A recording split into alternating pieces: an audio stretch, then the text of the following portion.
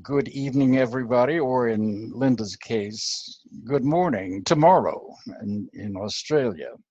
And thank you so much for asking me to speak. I met Linda about a month ago um, in a practicum that I teach for Kepler College, where we're applying all of the techniques that we learned in a 9-week course on horary that I taught at the beginning of the year. And at the end of that 9 weeks, they began to ask for these practicums so that we could practice on real horary questions in real time and get immediate validation or not from the people who were asking them. So now we are in our 25th week of those, which is around 100 horary questions that we've put to the test, which really would take quite a while if you were working alone. So these practicums are wonderful both for the students and they're wonderful for me. We've had a particularly good group this past 5-week session. And Linda joined this practicum. I think she thought that she was going to be learning about horary from scratch. She told me later. But of course, Linda's already a good astrologer and experienced, which I could tell immediately by her questions and her feedback. And the first week that she was there, the first of this 5-week series that we just concluded, these practicums, I demonstrated how to read one horoscope for an entire group of people and their questions, all off the cuff. I didn't know their questions in advance, and in fact, they didn't know their questions in advance. I asked them on the spot at the beginning for any questions that they might want astrology's perspective on, which is what we're going to do tonight in abbreviated form during the Q&A at the end of this session together. So as we go, if you think of questions that you would like to put to horary, let Linda know, and she'll be moderating them, and she'll give us 2 or 3, or maybe 4 if we have time at the end of the night. That particular night, when Linda was there, they asked completely different questions on situations ranging from fidelity and trust in a relationship to whether or not a son was going to pass an important course that is required for a degree in his chosen field, to finding a lost iPhone, to a troubled and very problematic homeless older brother-in-law. These were real life questions, which is what I like to work with. I can always bring sample questions and sample charts to these practicums, but I don't prefer that. I like real life questions that are asked by different people. And these people in that class were completely unrelated and in totally different locales, just like tonight. And all of those questions were answered in detail, appropriate to the question anyway, by just one horoscope, which is why I say that horary astrology, if you practice it correctly, with a full understanding of what you're looking at and what you're doing, is as close to fortune telling as astrology ever gets. And yet, what's equally amazing about horary, again, if you understand what you're doing, is that it also gives you the opportunity to go deep into a client's life, just from what is shown for and from the question or situation that they've brought to you.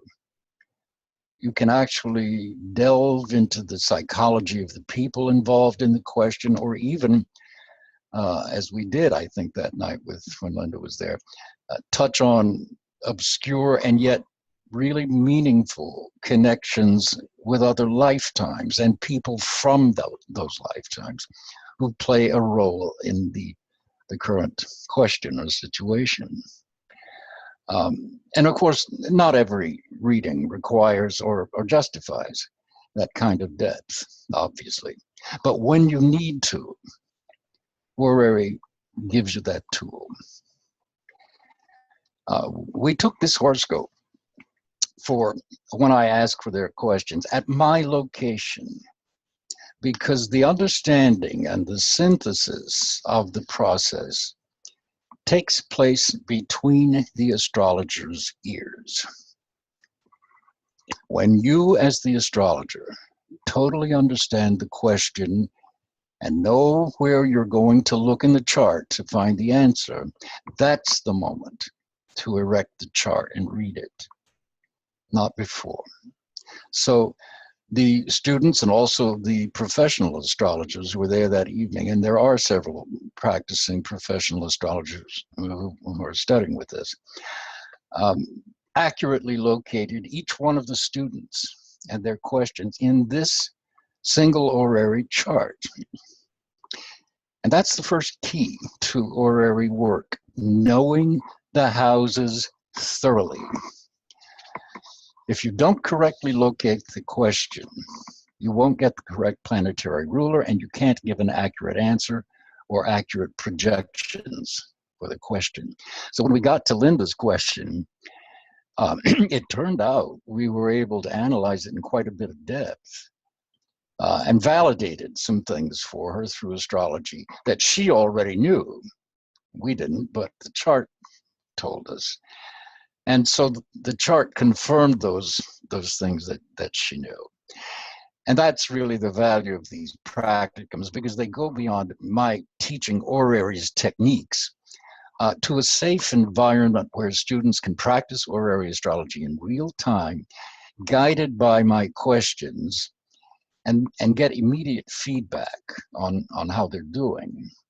And then I try to take everybody beyond what they already know and into the intricacies and the nuances of each question.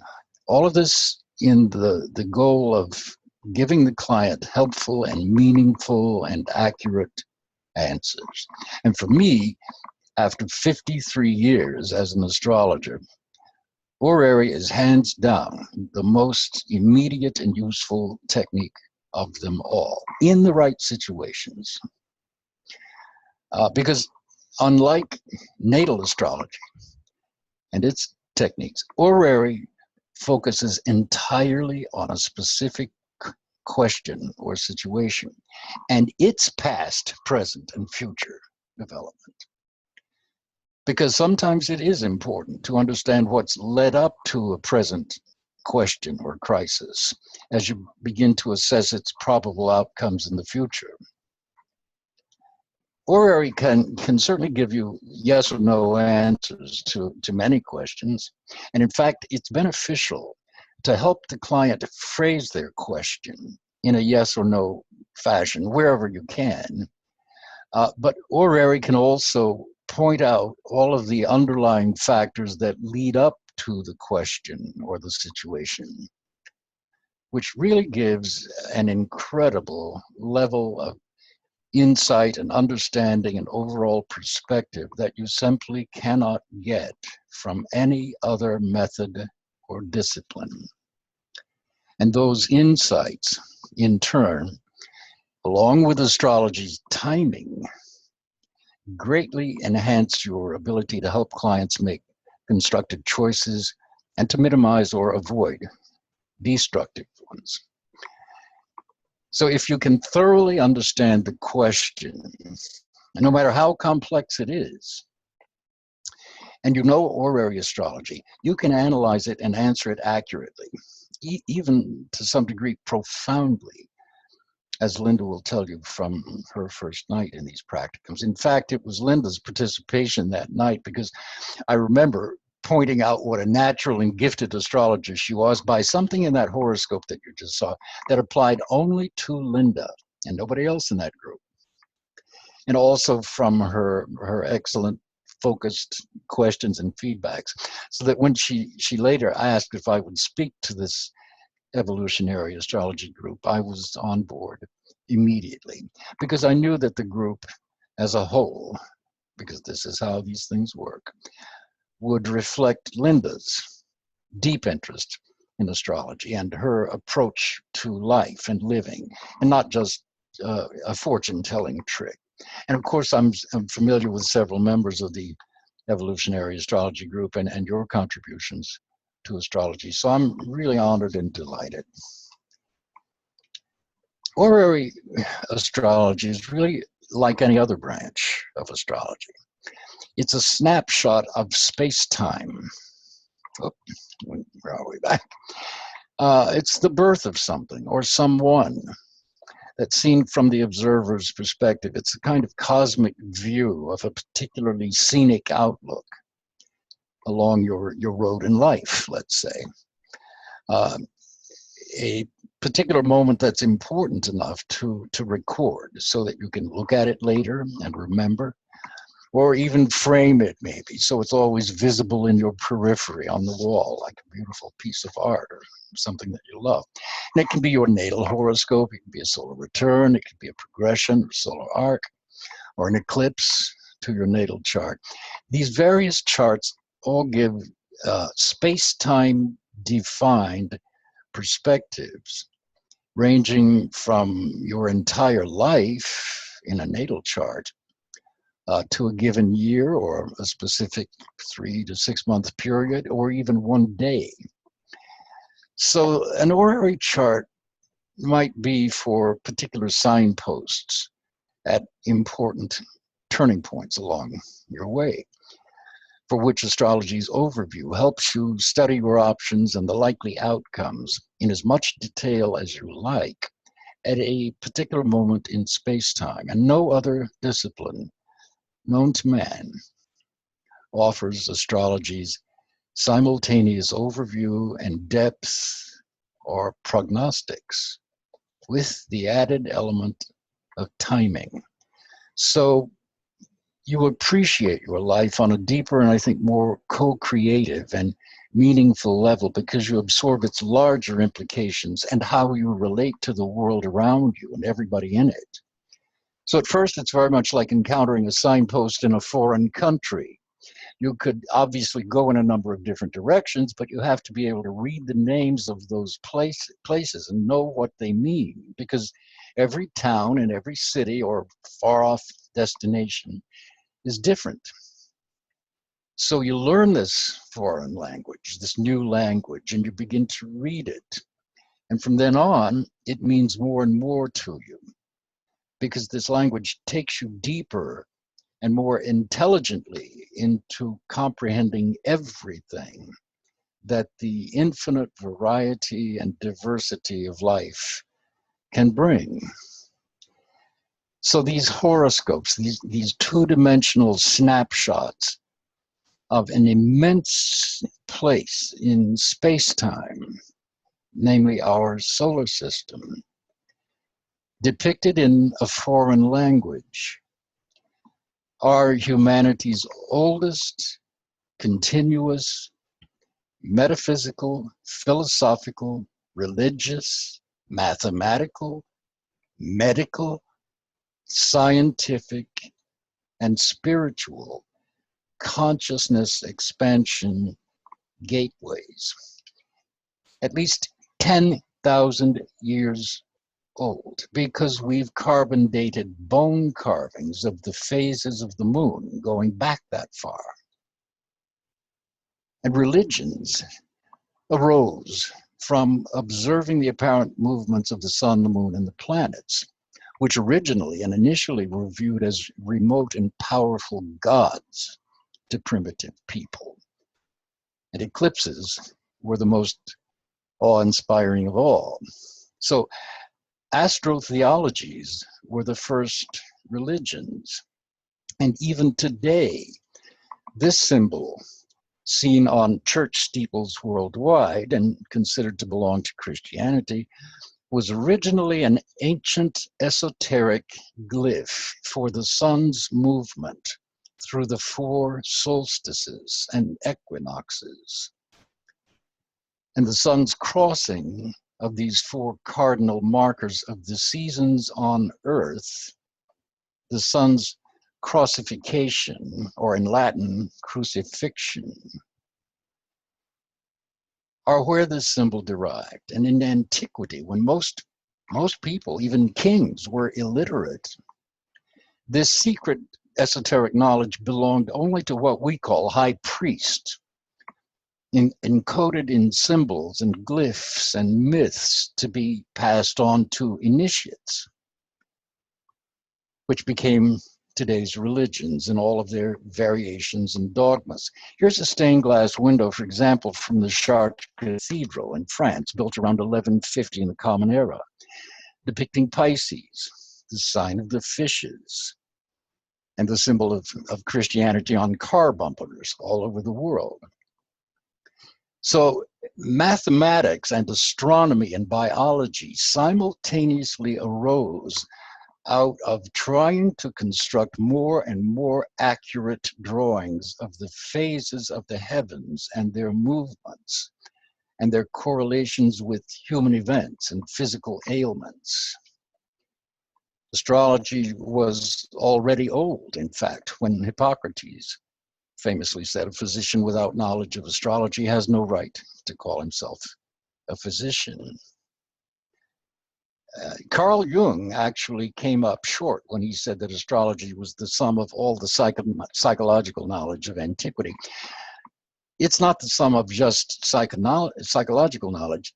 Astrology is, in fact, the origin of all of mankind's accumulated knowledge and languages, period. Even before codified languages and cuneiform or hieroglyphs, there were those glyphs of lunar phases carved on bones.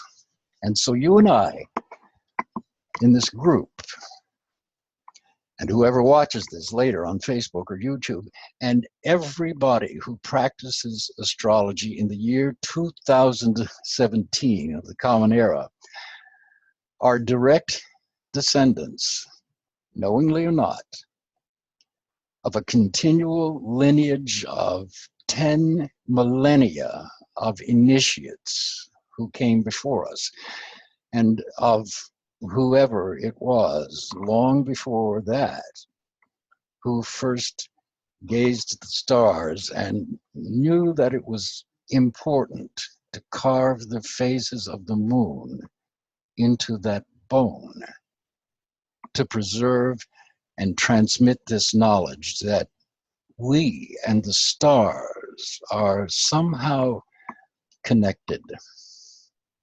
And one of the most useful specialties of astrology is horary astrology. It's often the most immediate and testable, and in many ways the most practical, outside of certain techniques with natal charts.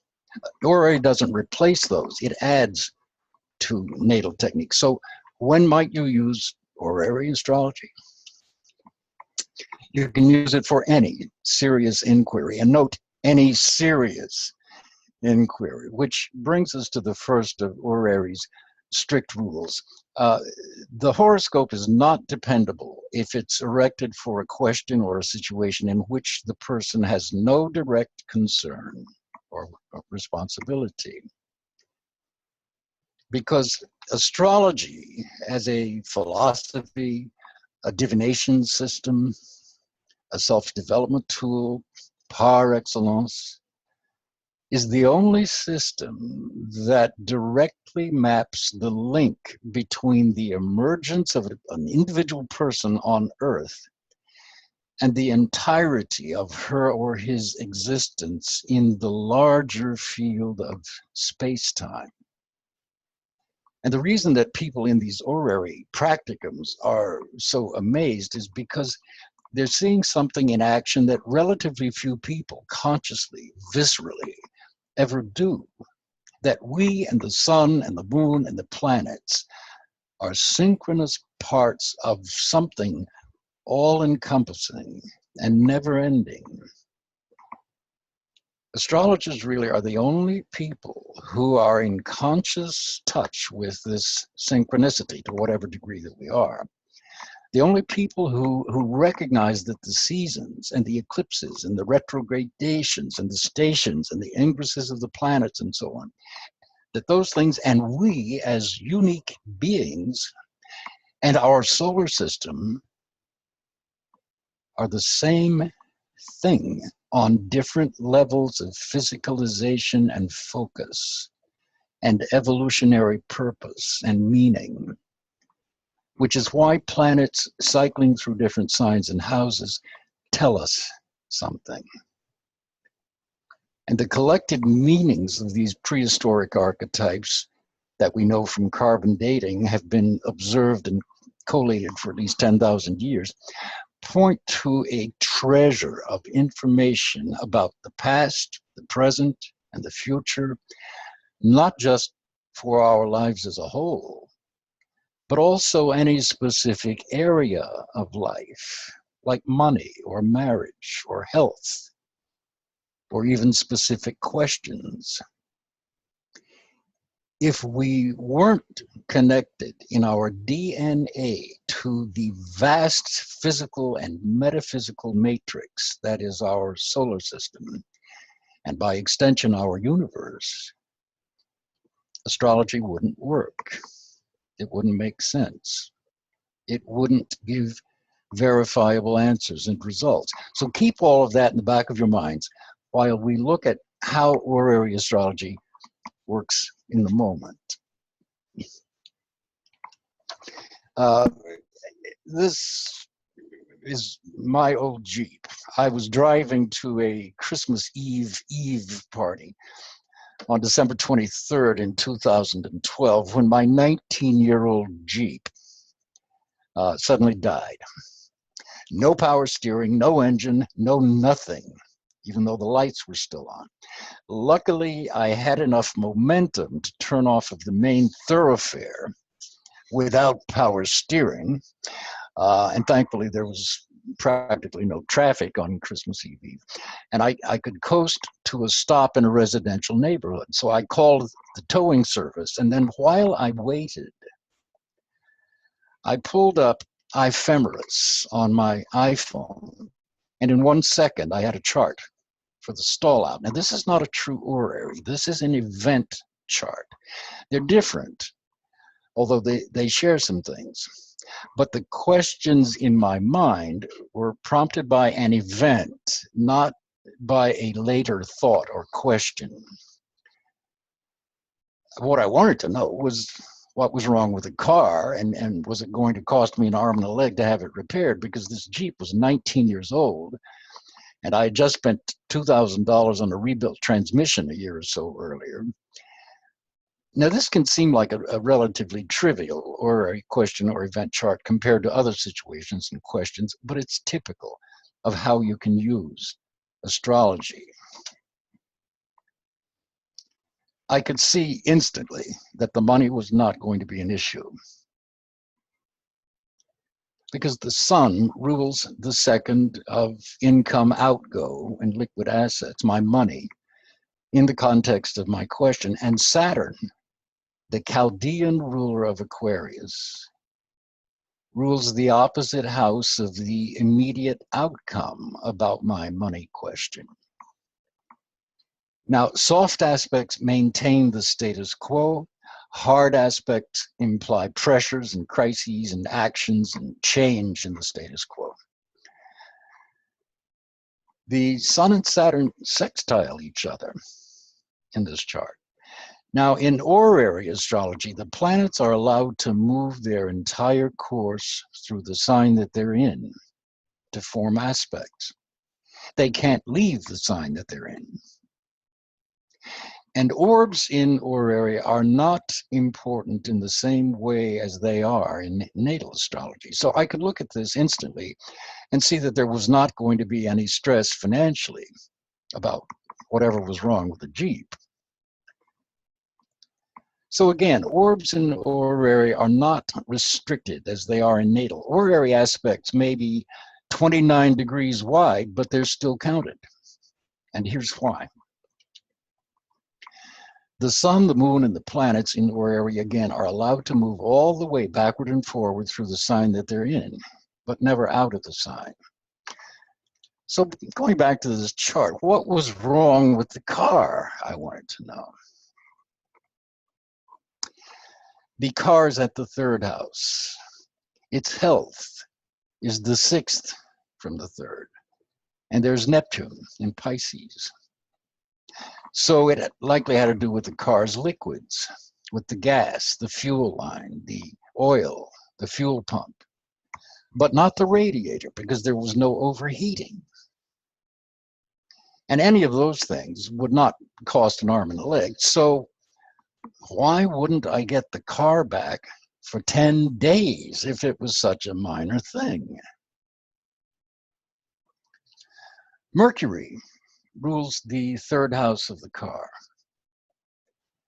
Jupiter is the Chaldean ruler of the opposite house, Pisces, of the immediate outcome. And they are 10 degrees apart from an opposition. So 10 days? Well, that seemed excessive.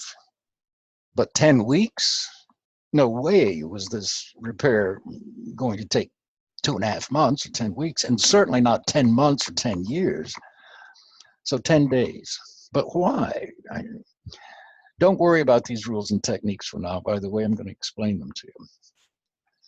I had the car towed to my mechanic's shop, and I called him at home, and this was a Sunday evening, to let him know what had happened and why my car was at his shop. And that night, we had a snow and ice storm that shut down the power across the city for 5 days. I spent 2 nights with a friend who still had power and heat, at least for a while, because when her power went out later that same Sunday night, it was 23 degrees inside her house. Fortunately, my own power came back on the third day, and she offered me her second car. So I got back home and I had something to drive until mine was fixed. So I really wasn't inconvenienced. But the mechanics didn't have power for 5 days. And once power came back, my mechanic called me on the 6th day to let me know it was the fuel pump. It's going to cost about $200.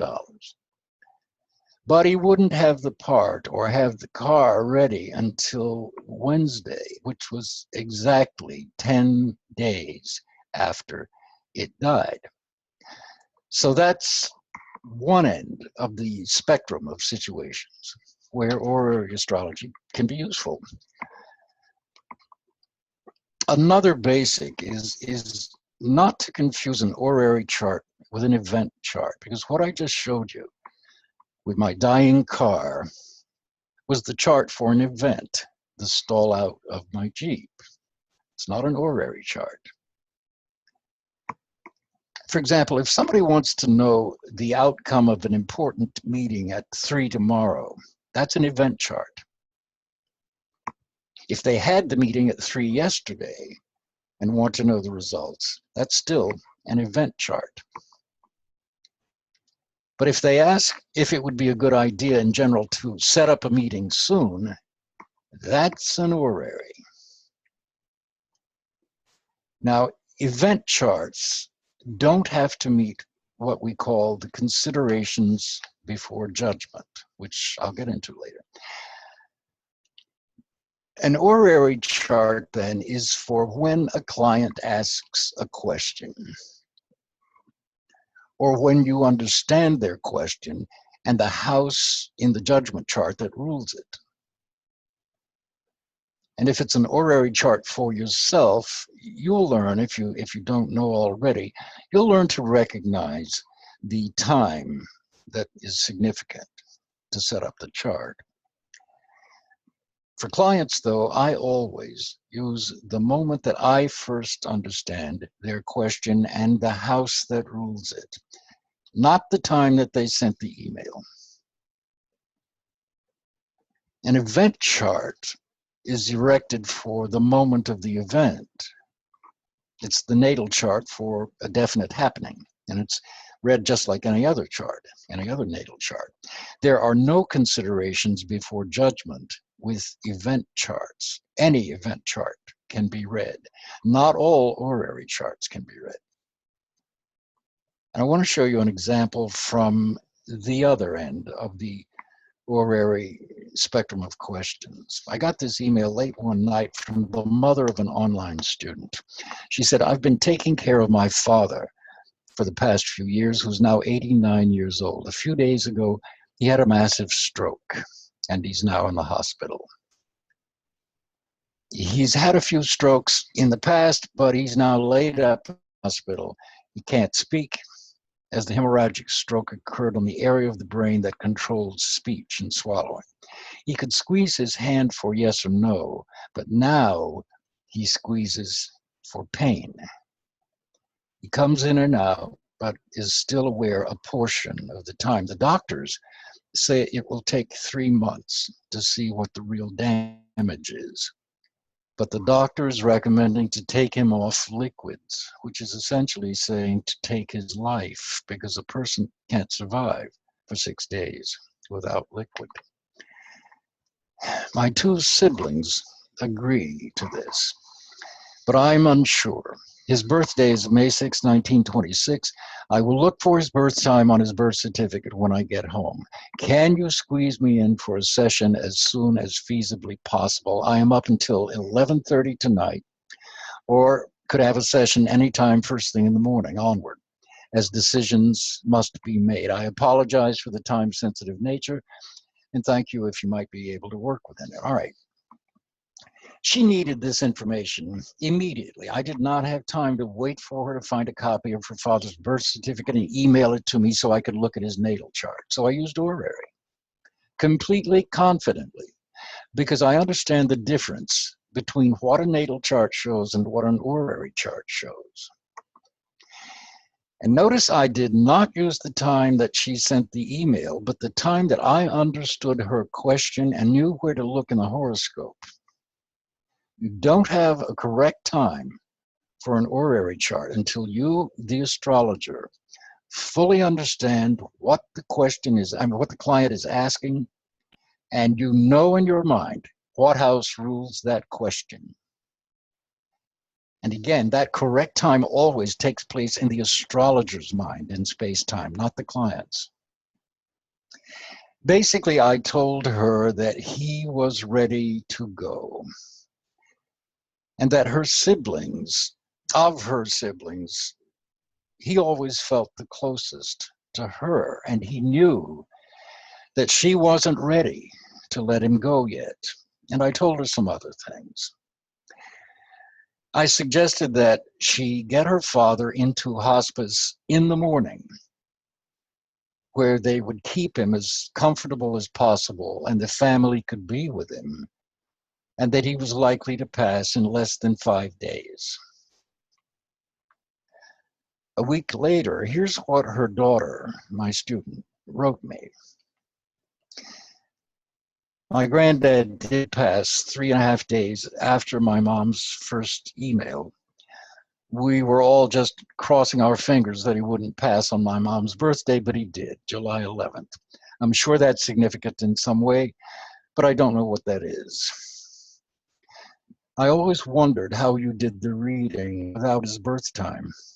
I thought you just ran a solar chart for him, since she had included his birth date, but no time.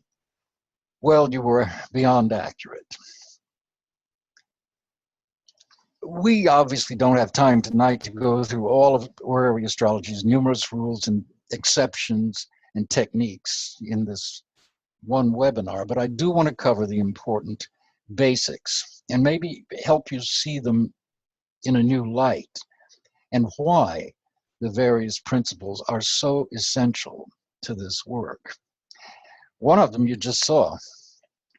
The primary requirement that you accurately locate your question in the correct house before even erecting or looking at the horoscope. Why? Because this rule helps you eliminate bias on your part. Once you are looking at a chart, even glancing at it, you cannot help instantly scanning it and making subliminal impressions of favorability or unfavorability, which can predispose toward giving the answer that the client wants to hear or that you want to give. But if you know the house that rules the question before you ever erect the chart, you won't be led astray. And like every one of Horary's seemingly stringent rules, this one too is really about protecting the astrologer in rendering an accurate reading. Now, astrologers can argue about which house rules what until they are blue in the face, but nothing brings you up to speed on the houses faster than horary astrology, because you are getting feedback from the client, and you're either right or you're wrong. And if you're wrong, you better learn why, or you won't get referrals. This essential requirement is that you accurately locate the question in the correct house before erecting the horoscope, because almost invariably, getting horary wrong begins with locating the question in the wrong house. And that in turn usually stems from failing to fundamentally understand what is being asked. So you go to the wrong house, which gives you the wrong planet ruling the question, which gives you the wrong planet ruling the opposite house of the immediate outcome, which gives you the wrong Ptolemaic aspect between those rulers. And by the way, the Ptolemaic aspects are the only ones we use in horary, with certain exceptions. And then all of that gives you the wrong answer. And I realized when I wrote this slide, I just gave you the whole of horary astrology interpretation in a nutshell. So here it is again. Locate the question in the correct house before erecting the chart. Can the chart be read? Does it meet the considerations before judgment, which I'm going to describe in a minute? Use only Chaldean planets for the sign rulerships. Do the Chaldean planets ruling the house of the question and its opposite house of the immediate outcome form a Ptolemaic aspect? There are only 5. The conjunction, the sextile, the square, the trine, the opposition. If they form a conjunction, sextile, or trine, the answer is yes. If they form a square or opposition, the answer is no. Now get this, because it totally depends on the question. If somebody says, is my husband going to leave me? Which is the 7th house question, obviously, and the rulers of the 7th and the rulers of the 1st form a trine, the answer is yes. Her husband's going to leave her. If she says, are my husband and I going to be able to work out our marital problems and stay together? And the rulers of the 1st and the 7th form a trine, the answer is yes. You're going to be able to work out your problems and stay together. This is why it is crucial to understand the question.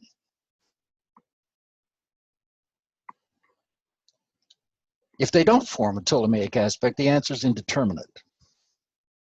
And that's it. Well, it could be simpler, right? Well, not quite, but that still is the absolute fundamental foundation of the entire horary technique.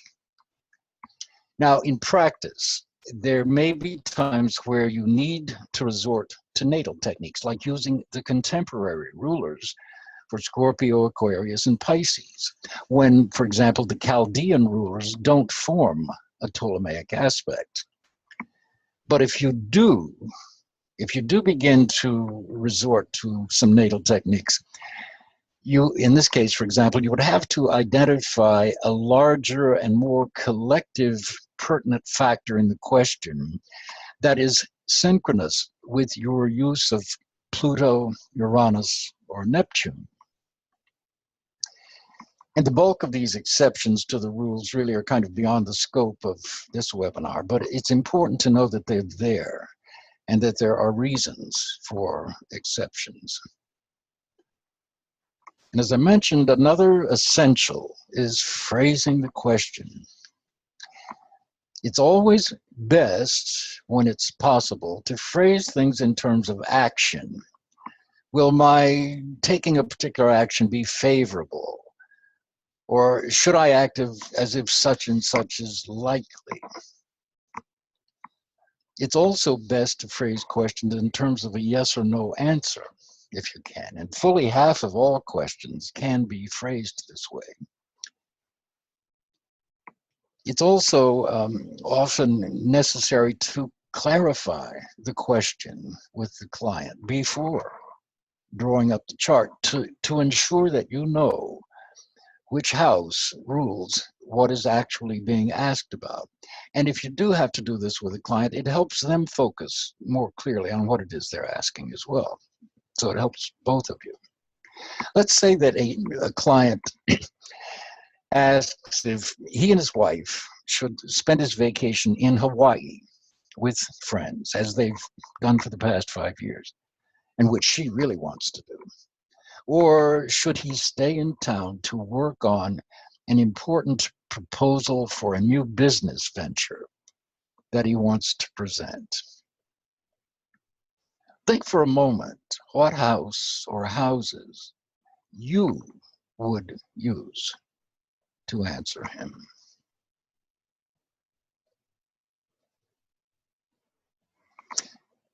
You might locate the trip to Hawaii in the 9th house of long trips, and the speculative business proposal in the 5th of speculation, or even the 9th from that 5th, which is more specifically the formal business proposal related to a speculative venture. But the reason you wouldn't locate it in the 3rd of any of this, any house, is a business proposal isn't merely a routine kind of writing. Those are shown at the 3rd. It's not writing that is associated with his existing business, and some astrologers would go to the 3rd from the 10th for the business proposal. Wrong. The 10th house rules his existing business, and not a speculative business.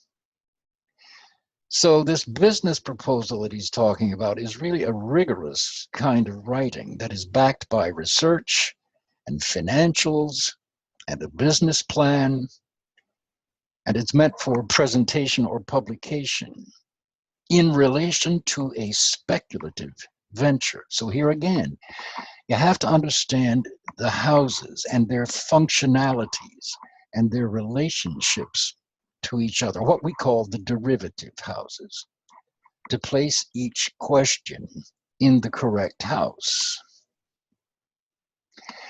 But there's something fundamentally off about approaching this man's question this way. He didn't ask 2 separate questions. He asked one question with 2 options. This is really a serial option type of question. How best to spend my vacation? Go to Hawaii or stay home to prepare the business proposal? How to spend my vacation is located in the 5th of vacations. So the 5th house becomes the first option that he brought up, because that's how the client ordered the options in his mind. And the second option of how to spend the vacation, staying home to work on this business proposal, is the 3rd from the first option, or the 3rd from the 5th house, or the 7th house. It's like a sibling to the first option, because they are both connected to how to spend my vacation. And this is one of the initially most confusing techniques in horary for a lot of people, this 3rd house ordering of serial options. So let me go a little further with this. It's the same thing, same process for deciding which of 3 cars to buy or which of 5 people to hire. And it's the same in natal astrology. It's the same for any sequence of related choices The key word being related, like relatives or siblings. Your oldest sibling is ruled by your third house. Your next oldest sibling is ruled by your fifth house, which is the third from the third. Your next oldest sibling is ruled by your seventh house, which is the third from the fifth, and so on. So here, with the question about how to spend his vacation, most astrologers who are not fluent with horary astrology will get it wrong. They will place the trip to Hawaii up here in the ninth house, which would be accurate if the client had asked you, should my wife and I join our friends in Hawaii this year? But that's not his question. Or they would place writing the business proposal in the sixth, which is the ninth of formal proposals from the 10th of the business. But that is completely wrong. The 10th, as I said, rules existing businesses or careers. It's got nothing to do with a speculative venture of any kind in relation to the querent. And his question was about speculation, not a present business. The fifth house, we're talking about speculation, is basically the projection of self into the future, untrammeled by the demands or expectations of others or restrictions of any kind. And it's often confused with the 11th of hopes, dreams, and ambitions. But if you realize that the 11th is the fifth from the 7th, and you remember that all of the houses above the horizon are collective in nature, starting with the 7th of your most intimate personal relationships, one-on-one or with a group of people in a business partnership, and going on up into collectives like friends and so on. So the 11th is the fifth from the 7th. And you'll see then that the 11th is like a collective fifth house. Another person or a group of people or even the general public are involved at the 11th because it is the projection of a partnership or a group relationship into the future. Not a completely personal projection into the future like your fifth house is from your first house. So the 11th, for instance, is the projection of a marriage or a business partnership into the future. What you hope and dream for yourselves as a team. Or the question, am I going to be rich and famous? Has to do with your relationship with the public or with the collective. So it's an 11th house, hope, dream, or ambition. Then again, if the ruler of your, say, your natal fifth is in the 10th or the 11th, then its house placement brings in that collective element to your own personal self-projection. So it can link them up that way, so that what you love to do by yourself, what you do for recreation and pleasure, is your own self-projection. What you love by yourself and what you love to do, your hobbies, your avocations, your athletic abilities or artistic or creative talents that you love to pursue, regardless of whether you think they're going to make you rich and famous, those are fifth house, as is speculation. The fifth house is sheer pleasure on the one hand, or it's exploratory relationships before they become committed ones at the 7th. The fifth is what and how you naturally love. It's play and creativity. It's gambling. It's the stock market, which is another form of speculation. All of those things and more take you out of the present with its obligations and responsibilities and commitments and so on, and into a projected future. So, of course, the fifth rules vacations from all of those responsibilities and commitments and so on. But his question wasn't about whether to take a vacation or not, which would have been a simple yes or no answer to a fifth house question. His question was about what to do with his vacation, this or that. So you see what I mean by a failure to truly understand the question leading to wrong answers in horary? The first option that he mentioned about what to do with his vacation is located in the fifth in the original chart here. The second option he mentioned, its sibling option, in other words, the option of staying home to work on the business proposal, is the third from the fifth or the seventh. And that is how, in horary, a long trip to Hawaii can correctly wind up in the fifth house, and writing a business proposal for a new venture correctly winds up in the seventh. By listening to the actual question and understanding it, and knowing the houses and the derivative houses, and thinking things through. Because if you just take cookbook astrology definitions unthinkingly at face value, you're going to go wrong and you will read incorrect answers. And we still don't have the answer for this querent yet, but at least we know that we're looking at the correct houses because we've thought the question through. And that, along with a thorough knowledge and understanding of the houses, is really the second key to horary success.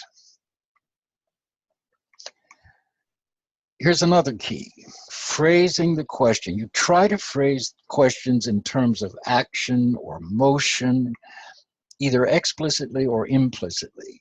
So what will be the result of my doing such and such, or of making such and such a decision, or taking or maintaining this or that attitude? Also, the horary chart only holds true as long as the action, implied or not, or decision isn't changed. Once the querent takes action or decides not to take action, which is another kind of action, that's it. So, for example, does it look favorable for me to accept this job offer? If it doesn't look favorable, you can tell the client why from the chart, and they can pass on the offer. So that's it for that horary chart. They've made a decision not to accept the offer. See you next time. There are really two distinct groups of horary questions: normal or option questions, where there's a complete freedom to proceed or not, and then orientation questions, where there is no option, but rather how to make the best of situations that have already been set in motion by a decision already made. For example, my wife sued me for divorce. How is that going to go? That's a first seventh question on two levels. It has to do with divorce and marriage, but it also has to do with lawsuits, which are ruled by the seventh. But he doesn't have an option. She's already sued him. She can drop the lawsuit, but that's her option. So you've kind of got these two frameworks for horary questions, broadly speaking. And then fully half of all horary questions can be answered with a simple yes or no technique. And sometimes it takes a little bit of effort to phrase the question for a yes or no answer, but it's worth trying. Other questions that people bring to you can have to do with choosing alternative courses of action or choosing from a series of options, as we just saw and we're still looking at with the man's vacation. So which of three job possibilities or offers looks the best? Which of two properties or two cars looks the best? Is it more favorable to lease or to buy? And why? Now, let me show you another important key to horary before we go back to answering this poor guy who's waiting for us to tell him what to do with his vacation. He's being very patient. This is an actual question from somebody in the practicums. And in fact, Linda Johnson was there. It's nothing too personal, or I wouldn't share it. This woman had sold some shares of stocks that she owned before her marriage. She wanted to buy some astrology software, which can cost $300 or more, and was trying to decide between Kepler software or Solar Fire. And then she mentioned also that her husband wanted to spend some of the money on new windows for their home. So that's her third option. Now, I always have the students decide what house rules the question before we ever look at the chart. So before we saw this chart, they started talking about, well, the third house would rule the Kepler software, because she mentioned that first. And the third from the third, or the fifth house, would rule the Solar Fire software, because she mentioned that second. And the third from the fifth, or the seventh, would rule the windows, because she mentioned that third. So I asked them a very simple question. I said, is the question about software or about windows, or is it about how to spend her money? And they all said, oh, they got it. Her question is about allocation of resources, spending her money, which is the second. It's immaterial whether she's talking about money from the sale of stocks or money from a savings account or money from ready cash, doesn't matter. What she plans to do with the money is another serial option question. Should I spend my money on option A, B, or C? So, buying the Kepler software was the first thing she mentioned about doing with her money, which is shown at the second house. Buying the Solar Fire software was the next thing she mentioned, spending her money on. So it's shown at the third from the second, or the fourth. And buying the windows was the third option she mentioned, so it's the third from the fourth, or the sixth. Now, having correctly located the first house for each of her serial options for spending her money, we were able to read her answer. And she was really happily startled by the answer, because it turned out to be what she intuitively thought anyway. Plus, astrology gave her some timing. Now, before we return to the man waiting for us to tell him how best to spend his vacation, we've learned something else fundamental to horary astrology, the original horary chart versus mentally turning the chart so that the house ruling the question is on the first house. This is what Mark Edmund Jones calls the crisis chart versus the judgment chart. Now, the thing originally asked about doesn't have to be a dramatic crisis. It's just that the need to know something is sufficiently critical and strong enough to seek an answer through astrology. So we call the original horary chart the crisis chart.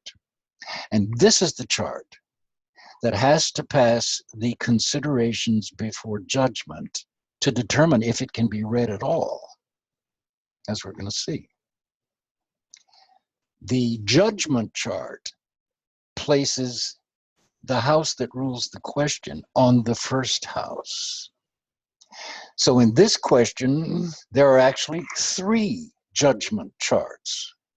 one for each option she asked about, one with the Kepler software on the first house, one with the solar fire software on the first house, and one with the windows on the first house. And the reason it is so important to understand the difference is that each of those judgment charts has different angular, succedent, and cadent houses, and that determines horary timing, as we will see in a bit. Days, weeks, months, years, indefinite. So Saturn rules buying the Kepler software, as you can see. In the crisis chart, Saturn is angular. It's in the first house of the crisis chart. But in the judgment chart for buying the Kepler software, where you mentally place the Kepler software option on the first house, Saturn becomes cadent.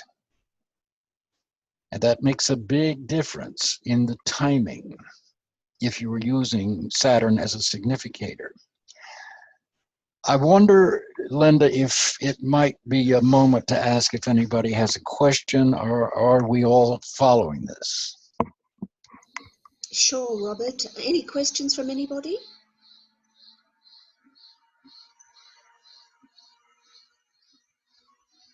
I'd like to know if it would be favorable for me to travel this year. No, Carolyn, not that sort of question. Okay. Sorry. Just questions on this chart and understanding what Robert is talking about up to this point. Sorry, I was daydreaming.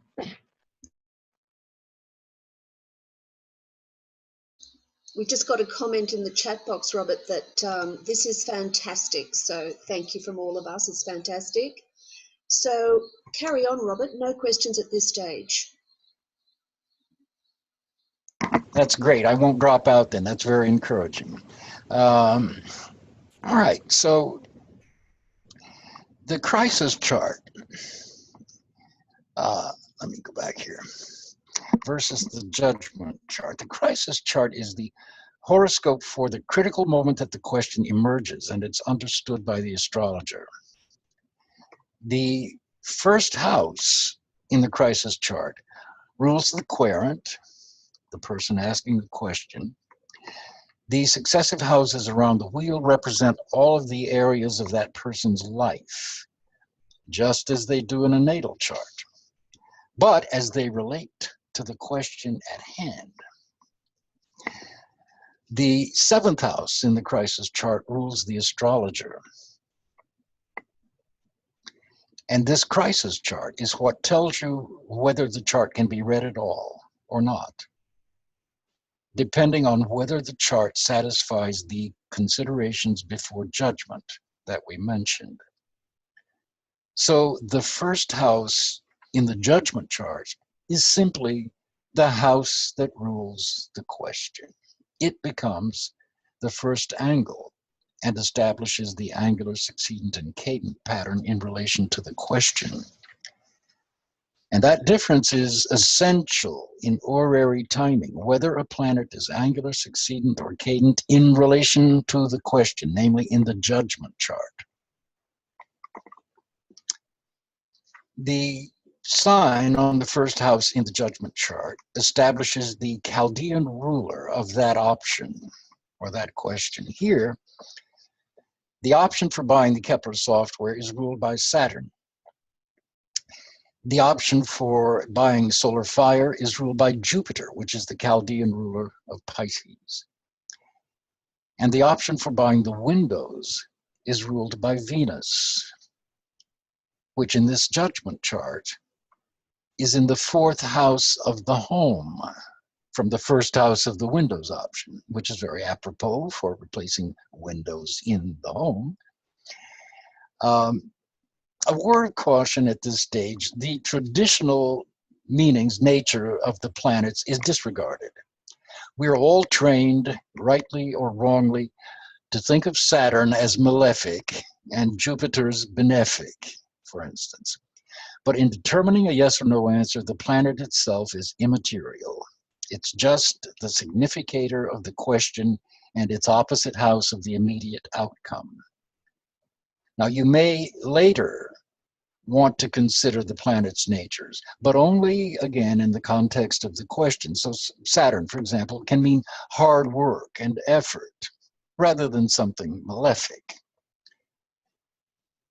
And we just mentioned another key in horary astrology. In the judgment chart, the house opposite the house ruling the question shows the immediate outcome, favorable, unfavorable, or indeterminate.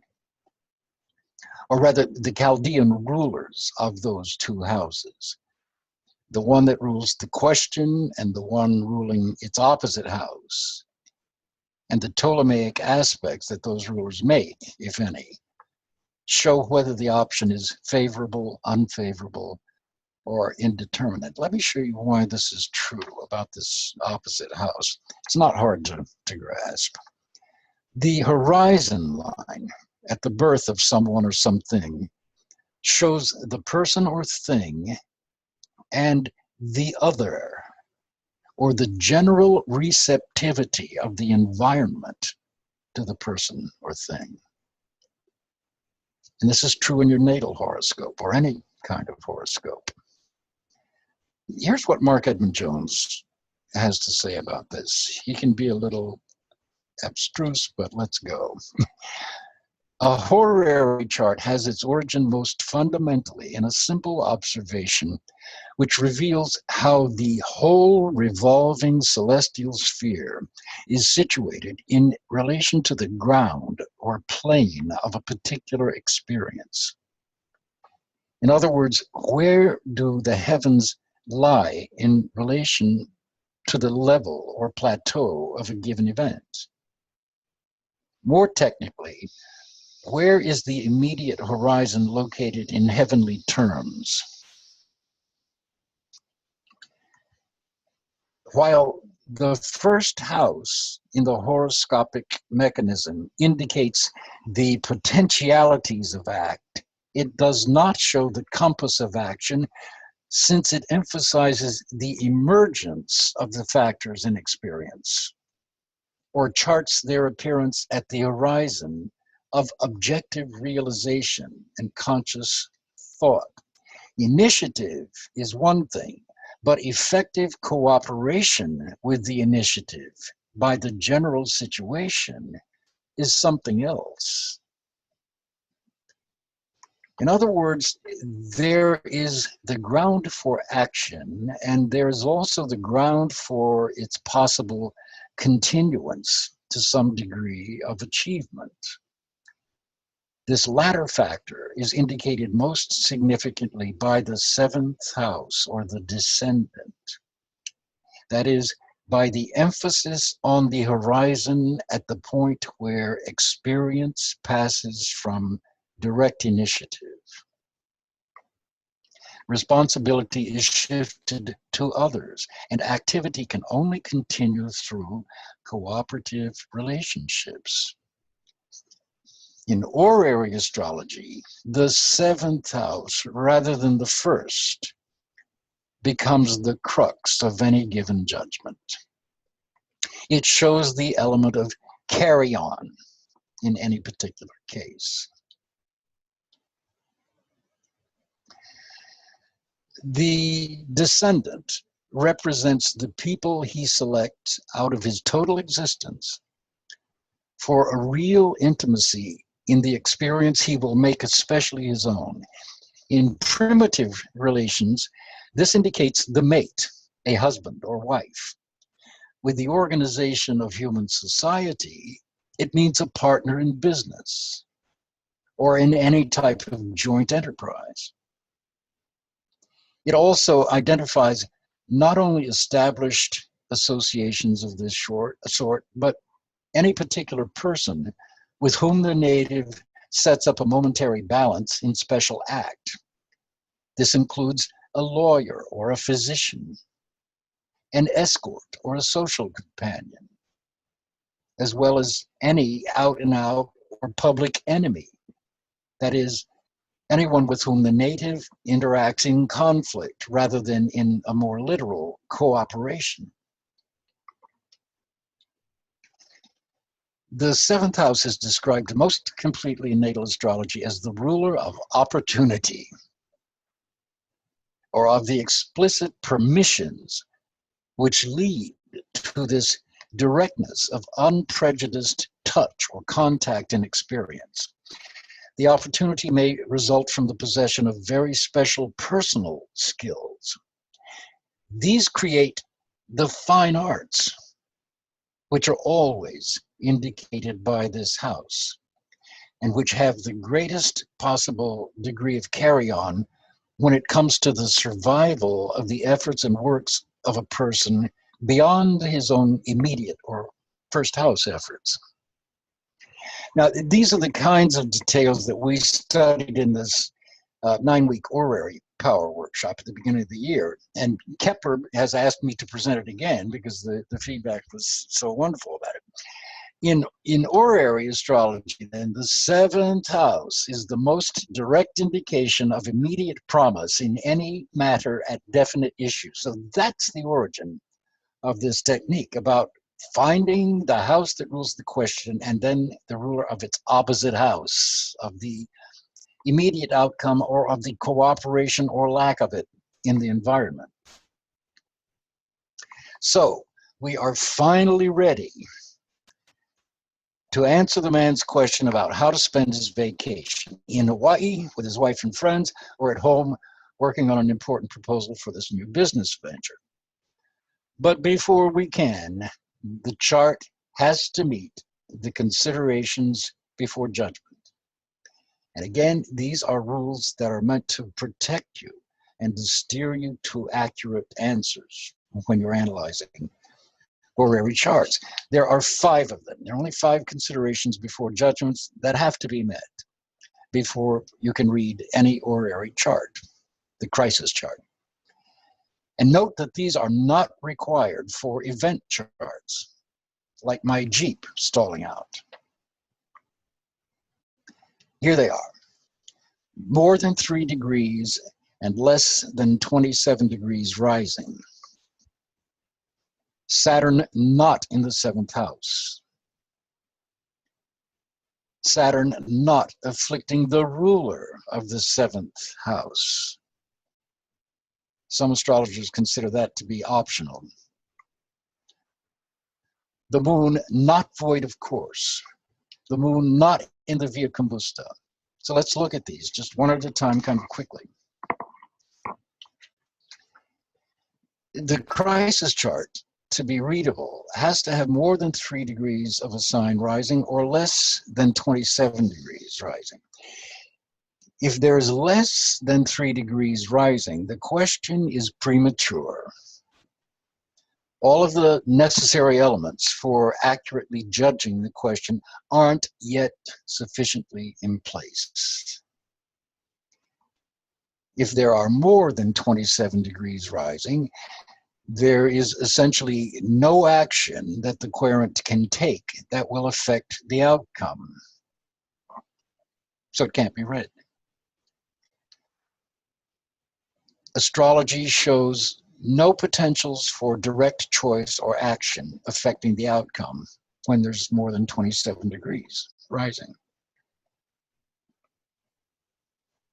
Except, there's always an exception, if the matter that they're asking about is just beginning, or it's a matter of long standing, or if the client's or the astrologer's natal sun, moon, or ascendant is less than 3 degrees of a sign or more than 27 degrees of a sign. In that case, the chart becomes especially pertinent, assuming that the other considerations before judgment are met. It's also a good rule of thumb, if you can, to keep the question out of the first house entirely and out of the other angles too, if it's at all possible. And this is not possible in more than half of the cases, but it's a good rule to remember because locating the focus in the subordinate houses helps you get the best possible distribution of each problem that's brought to analysis. Saturn cannot be in the 7th house. In the old days, before computer programs erected charts for you, it was said, and it was accurate, that the astrologer has made a mistake. But today, even with computer programs, the astrologer may have made a mistake or a typo in entering the data into the app or the program, or the astrologer may erroneously decide which house rules the question, or the astrologer may be consciously or unconsciously biased regarding the question. If Saturn is in the 7th of the crisis chart, the astrologer can be blocked either consciously or unconsciously from giving an accurate reading out of bias or incompetence, or attempting to answer a question or answering it in such a way that it's beyond her or his capacity to handle or analyze effectively, or from fear of the client's status or position or connections, or possibly other impediments of cloudiness or confusion, whether these are spoken or unspoken, like dealing, for example, with an actually dangerous or criminal client. Let's look at this just a little further. The ascendant is the foundation for everything else. It shows the entirety or the whole question or issue being asked about, including the event. But the ascendant does not show the cooperation or lack of it from the general situation. That is shown across the horizon at the 7th. So the 7th house is always the house of cooperation, of opportunity, of partnering, or if it's afflicted, lack of cooperation, closed doors, breaking up, and so on. Saturn in the 7th potentially places the astrologer in the category of unconsciously or consciously being an obstacle in the question or situation, which is why such charts can't be read. Unless Saturn is in the astrologer's 7th, or within 2 to 3 degrees of a significant point in the astrologer's chart, like the ascendant or the sun or the moon. In which case, the astrologer is almost required to read it, even though she or he may have to sensitively deliver some hard news regarding the question. I am born with Saturn on my 7th cusp. So I have no problems. I've also had a lot of psychology, which is second to astrology, the most important thing I've ever done for myself. I have no problems dealing with questions about when is my father going to die. I know how to do that. But some astrologers are not comfortable with that. And if they're afraid of it, and they don't have Saturn in their 7th, and they get an horary chart with Saturn in the 7th, they will be uncomfortable handling that sort of question. And they may either say the wrong thing, give the wrong timing, unconsciously hurt the client's feelings, and on and on and on. So remember, initiative is a first house thing, but that's only one thing. The effective cooperation with the initiative by the general situation is something else. So the first is the field for action. The 7th is the field for actions potentially attaining some degree of the objective, because activity can only continue through cooperative, productive relationships. The 7th is the encouragement and support that either marry and support or resist and pull away from the issue or the question. The seventh is also the people that the querent chooses or encounters in the experience or the matter that's inquired about. So the seventh rules a physician or a lawyer or a counselor or a colleague or opponent or competitor, or anybody the querent may have a conflict with rather than cooperation. So of course this house rules open enemies. And of course, as always, the seventh house rules the astrologer in that question. Here's another rule from the considerations before judgment. The moon has to make at least one Ptolemaic aspect before leaving the sign that it's in. Conjunction, sextile, square, trine, or opposition. If it doesn't, then the moon is void of any Ptolemaic aspects during the course of moving through the rest of its sign. It's called void, of course. And there's a lack of any meaningful dynamic in the situation from the querent's standpoint. So the judgment will be unreliable. Unless, get used to the exceptions, unless the static nature of the circumstances are especially relevant. In which case, the moon being void, of course, absolutely fits that situation, and the chart could be read. But normally, if the moon doesn't make a Ptolemaic aspect before leaving the sign it's in, then the querent or key person in the matter does not have an immediate direct influence in the matter. Or the personal perspective that they do have is shown to be incapable of further development. Or there's no personal action that they can take that will affect the outcome, so the chart can't really offer any judgment.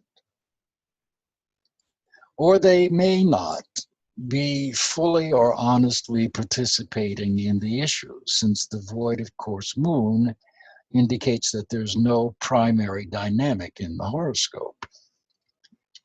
They may be treating the whole thing superficially, or playing with themselves, or playing with astrology or life. The moon also cannot be in the Via Combusta, which is between 15 degrees Libra and 15 degrees Scorpio. Now, various reasons for this have been given historically. Usually they say that it's because this sector contains more malefic fixed stars than the rest of the zodiac. But that's not true. Other sectors of the zodiac are equally populated with supposedly malefic fixed stars. Here's Mark Edmund Jones again. Actually, the explanation for the Via Combusta is inconsequential, since the convention is established in astrology, primarily representing a sabbatical interval of withdrawal from the normal course of experience. It most importantly suggests a sort of chaotic reshuffle in the psychological aggregation of self, or a species of cosmic fluxation. And by the way, the Via Combusta is never used in natal horoscopes. So let's just look at these quickly.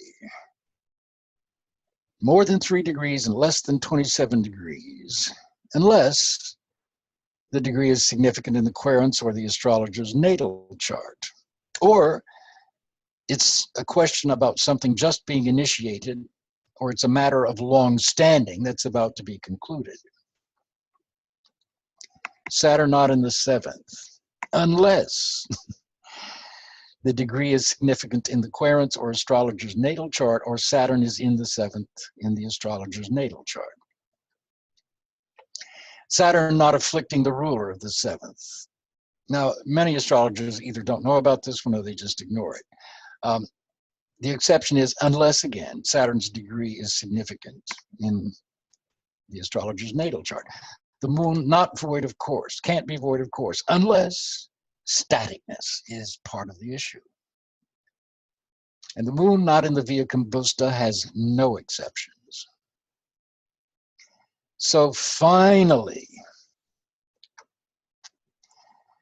we can actually read the chart for his question. Now, in practice, seeing if the chart meets the considerations before judgment takes less than 60 seconds, but I wanted you to understand why they're so important and what they mean. This crisis chart has more than 3 degrees rising, less than 27 degrees. Saturn is not in the 7th house. The moon is not void of course. The moon is not in the Via Combusta. Saturn doesn't afflict the ruler of the 7th because it is the ruler of the 7th. So we can definitely read this chart. Hawaii, as we've seen already, with his wife and friends, is ruled by Scorpio and Mars. That's the first house of the judgment chart for going to Hawaii. And it's ruled by Mars, which is the Chaldean ruler of Scorpio. Remember, you always use the Chaldean rulers. And Taurus, on the opposite house of the favorability or unfavorability of this option, is ruled by Venus. And they form a conjunction. So the answer is yes. Aloha. Staying home to work on the new business proposal is ruled by Capricorn and Saturn because it's the sibling third from the first option that he asked about. So the 7th becomes the first house of the judgment chart for this option. And its opposite house is ruled by the moon. Saturn and the moon don't make a Ptolemaic aspect. They form an inconjunct, which we don't count in horary. And that means an indeterminate answer. Now, technically, you could stop there. You've answered his question. But there's a lot more you can tell him while sticking to the context of his question. And in doing so, this may become one of those situations where you want to begin to revert to natal techniques. But if you do, you have to identify reasons for doing it as you go along. And remember, nothing else you see will change the basic answer that horary astrology gives you. And also remember that in horary, the planets are allowed to move through the entirety of the sign that they're in, but they can't leave that sign to form an aspect. So this man has waited long enough for his answer. Let's go to work. You can see that Saturn in the man's 6th house, which is the house of psychological self-integration and work, shows that he's very much preoccupied with his work proposal. And it's in conjunct to the moon, which represents the conflict with his wife's wishes, is shown here. So if he's not careful, or if he is psychologically unaware, or he's unable to tear himself away from this preoccupation with his work proposal, he's going to resent being in Hawaii. And his wife and friends, the 11th house, will sense that. And that can negatively affect the entire vacation. So if anything, this horary tells him that it's actually important for him to take a vacation from his preoccupation with this business proposal, because the break will refresh his mind and his psychology and be good for him physically too, because the 6th house rules psychological as well as physical health. But his mind, the querent's 3rd house, is definitely on work, with Mars of work conjunct Venus of money in Virgo of work. He loves Venus working on this proposal. It's all he's thinking about.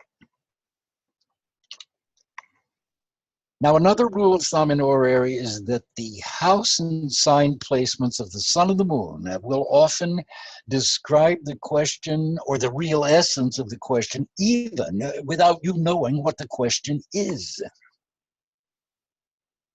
And in fact, the first house always describes the querent, which here is Cancer and the moon in Taurus in the 11th. So off the bat, he's concerned about his wife. And he was. It was the first thing he brought up. You know, this is what my wife really wants to do because we always go to vacation in Hawaii with these people. But that moon is also, which rules him, by the way, the moon does, is concerned about money, Taurus, and friends, the 11th.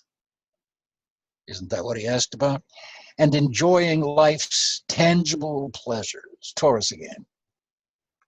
And there is also some element of home and family and property involved here too, with Cancer and his moon describing him. And further, the sun is in the 4th house, conjunct Mercury and Jupiter of travel. And the question is indeed about this trip to Hawaii versus staying home. But that sun position also tells you that underlying his question is a connection with growing or improving his marriage, Libra, his fundamental security, 4th house, and property, through this speculative business proposal that is very much on his mind. So he may be looking into leasing or buying property for this new business, for example, or hoping that its success will allow him and his wife to remodel or add to their existing home, or to buy a nicer home, or a second home, a vacation home, perhaps, because he is or will be involved with legal papers involving the leasing or purchasing of property. Mercury and Jupiter bracketing that sun in the 4th. In fact, his new business venture may even involve commercial or residential real estate. And here's where you earn your keep as an astrologer, because with that 3rd house of communications and conversations and networking, he's going to find that, ironically, by joining his friends in Hawaii, when they ask him what he's up to, he'll get a chance to bring up this new business venture of his. And lo and behold, one of those friends he's spending time with in Hawaii will turn out to contribute an idea about the business venture that he hadn't considered, or to point out a flaw in it, or will know somebody who knows somebody who can help his project along in some significant way. And that is reinforced by the connection shown by the moon in Taurus, the money sign, in the 11th of friends, in an advantageous, opportunistic trine to that Mars-Venus conjunction. Mars is a male. The moon is a female. So one of the couples he's meeting in Hawaii may either be interested in investing or participating in his new business in some way, or will know a contact who turns out to be important for him to network with when he gets back home. So the Hawaii trip will turn out to be beneficial for him and this new business in some particular detail, Virgo, that furthers his business proposal and help gets the new business successfully off the ground. And he would never have known about it had he not gone to Hawaii. He's very much concerned with a partnership connected with this new business venture, with the Sun in Libra along with Mercury and Jupiter. So the contact that they suggest he get in touch with may turn out to be either a fortunate potential partner or investor or a valuable employee that he might consider bringing on board. So rather than feeling guilty or resentful that he's vacationing in Hawaii when he really feels like he should be working on this business proposal, the trip actually turns out to be remarkably beneficial to that business after all. So he will be happy, his wife and friends will be happy, and his business proposal will benefit too by going to Hawaii, probably in ways much greater than he ever expected, because Jupiter of long trips is conjunct that sun. And Neptune in the ninth describes a long trip over water as well as an escape or vacation. And since it rules quote unquote foreigners, he could incidentally meet some people in Hawaii with Asian connections who can be beneficial to him, which again, he may never have thought about otherwise. There could even be elements of import-export involved in this new business venture, or shipping and travel-related industries, including the airlines industries, the hospitality sectors, as well as things like clothing and cosmetics and art and galleries or pharmaceuticals or medical or healthcare sectors.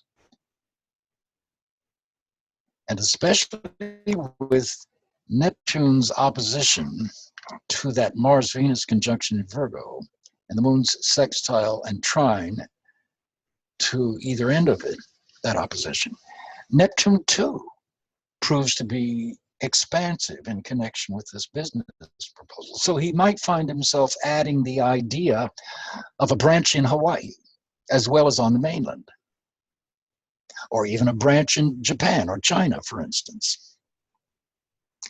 And an Asian or Hawaiian woman may be instrumental in all this. And people out of his past, maybe people that he and his wife have met previously in Hawaii, could ultimately become involved because Neptune is retrograde, out of the past.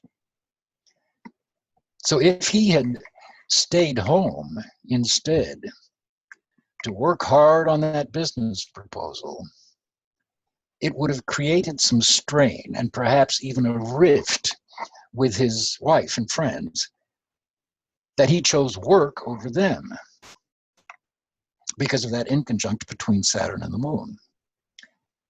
And it would also create psychological as well as physical stress because of that choice, and probably some hard feelings or some ill will. But thanks to astrology, you have opened his eyes to how important and ultimately beneficial this trip to Hawaii really is on so many levels. And so now he's eager to get there, not reluctant.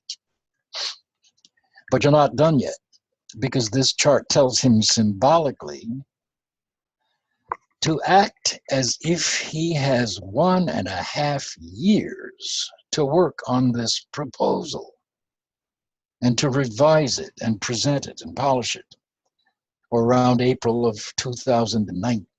Now that doesn't sound logical in the context of this question. It's not likely to take him that long to complete this proposal and present it, although it could. But astrology's message is for him not to get rushed or feel pressured, because he's likely to sell himself and the venture short if he does. And this 1.5 year time frame is not off the top of your head. It's not psychic. It's derived from horary timing, which sometimes is only symbolic, as it seems to be here, but oftentimes it's quite literal. And here's how it works. You use the horary timetable. And this is why you have to thoroughly understand the houses to locate the question and its element correctly, and the house's significators, and it is why you have to understand the difference between the crisis chart and the judgment chart for the question. I'll show you. Why did I tell him to act as if he had a year and a half to revise and polish and present this proposal? It's because that's when the Mars-Venus conjunction will be exact according to horary timing. They are in the third house of the querent's actual writing process of the proposal.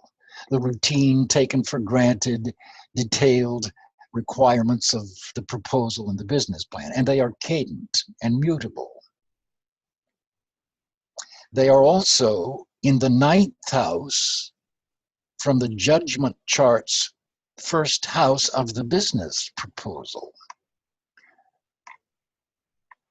or the 9th from the 7th, which is also a cadent and mutable position. Now, in horary timing, the planet that is in earliest degree, Mars in this case, is the one that has to do the moving to make the aspect exact. It doesn't matter if it's astronomically slower, as Mars is slower than Venus. So Mars is at 20 degrees Virgo, 47 minutes. Venus is at 22 Virgo, 17. That's 1.5 degrees to the exact conjunction. So it's going to be 1.5 days, weeks, months, or years, depending on what house the planet that has to move occupies in the judgment chart for the question, which in this case is cadent and mutable. The 9th house in Virgo, the 9th from the 7th, which indicates years. Now again, it's unlikely to take him a year and a half to finish and present this proposal, even though it could. And it certainly could take that long for the proposal to find a backer or backers. But this chart's point is that he need not feel rushed. Another reason he can take this vacation. And certainly, it's another reinforcement that he should definitely spend this vacation in Hawaii with his wife and friends, as usual, especially with what this chart has said about what's likely to ensue there. But I'm interested in this stellium of Mercury and the Sun and Jupiter. If you put the business proposal, which is the 7th house, if you put the business proposal on the 1st house, then this stellium is in the 10th house of the judgment chart for the business proposal. That's the status of this proposed business. Great to see that. And those planets are in Libra, a cardinal sign. So angular and cardinal equals 1.5 days? You bet. Around 1 day from the time of this reading, Mercury will symbolically conjunct the Sun because Mercury is the planet that has to do the moving. So he's looking at some immediate communications with a partner or a potential partner or a group who plays a role in this speculative venture. It could be nothing more than a phone call. And what houses do Mercury and the Sun rule in this judgment chart for the business proposal? Well, they rule the 6th house from the 7th. They rule the 9th house from the 7th. And they rule the 8th house, 7th. So the 6th house of employees and agents and middlemen or brokers, the 9th house of travel and long distances, and of legal contracts and corporate paper filings and lawyers associated with that process, and the 8th of other people's money or financial backers and investors.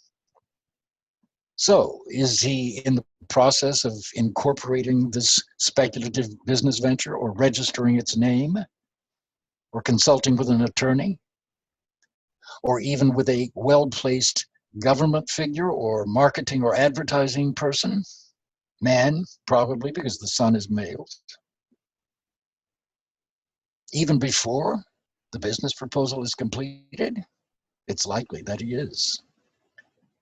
And those are elements that he might want to include in his business proposal. The sun will symbolically conjunct Jupiter, again using horary timing, in 14 days. It's about, what, 2 weeks? Yeah, from the time of this reading, which is a great aspect because that's going to give him a green light of some kind, and it'll be significant. So again, could his proposal be finished in 2 weeks? Possibly. But that contradicts astrology's previous indication that he can afford to take the attitude that he has a year and a half to complete the proposal. And if you look at the houses again, ruled by the sun and Jupiter, you come to the 8th house again, the financing, as well as the 12th house in relation to the judgment chart, which is institutions and government agencies, and also research companies and investigators who might be performing due diligence for him in some regard. And also the 3rd house of communications and networking, because you have Pisces on that house, the 3rd from the 7th of the business proposal. So even though he should think and act as if he has a year and a half to continue working on and refining the proposal, he's facing some immediate and very positive action and contact involving all of the above in just a matter of days.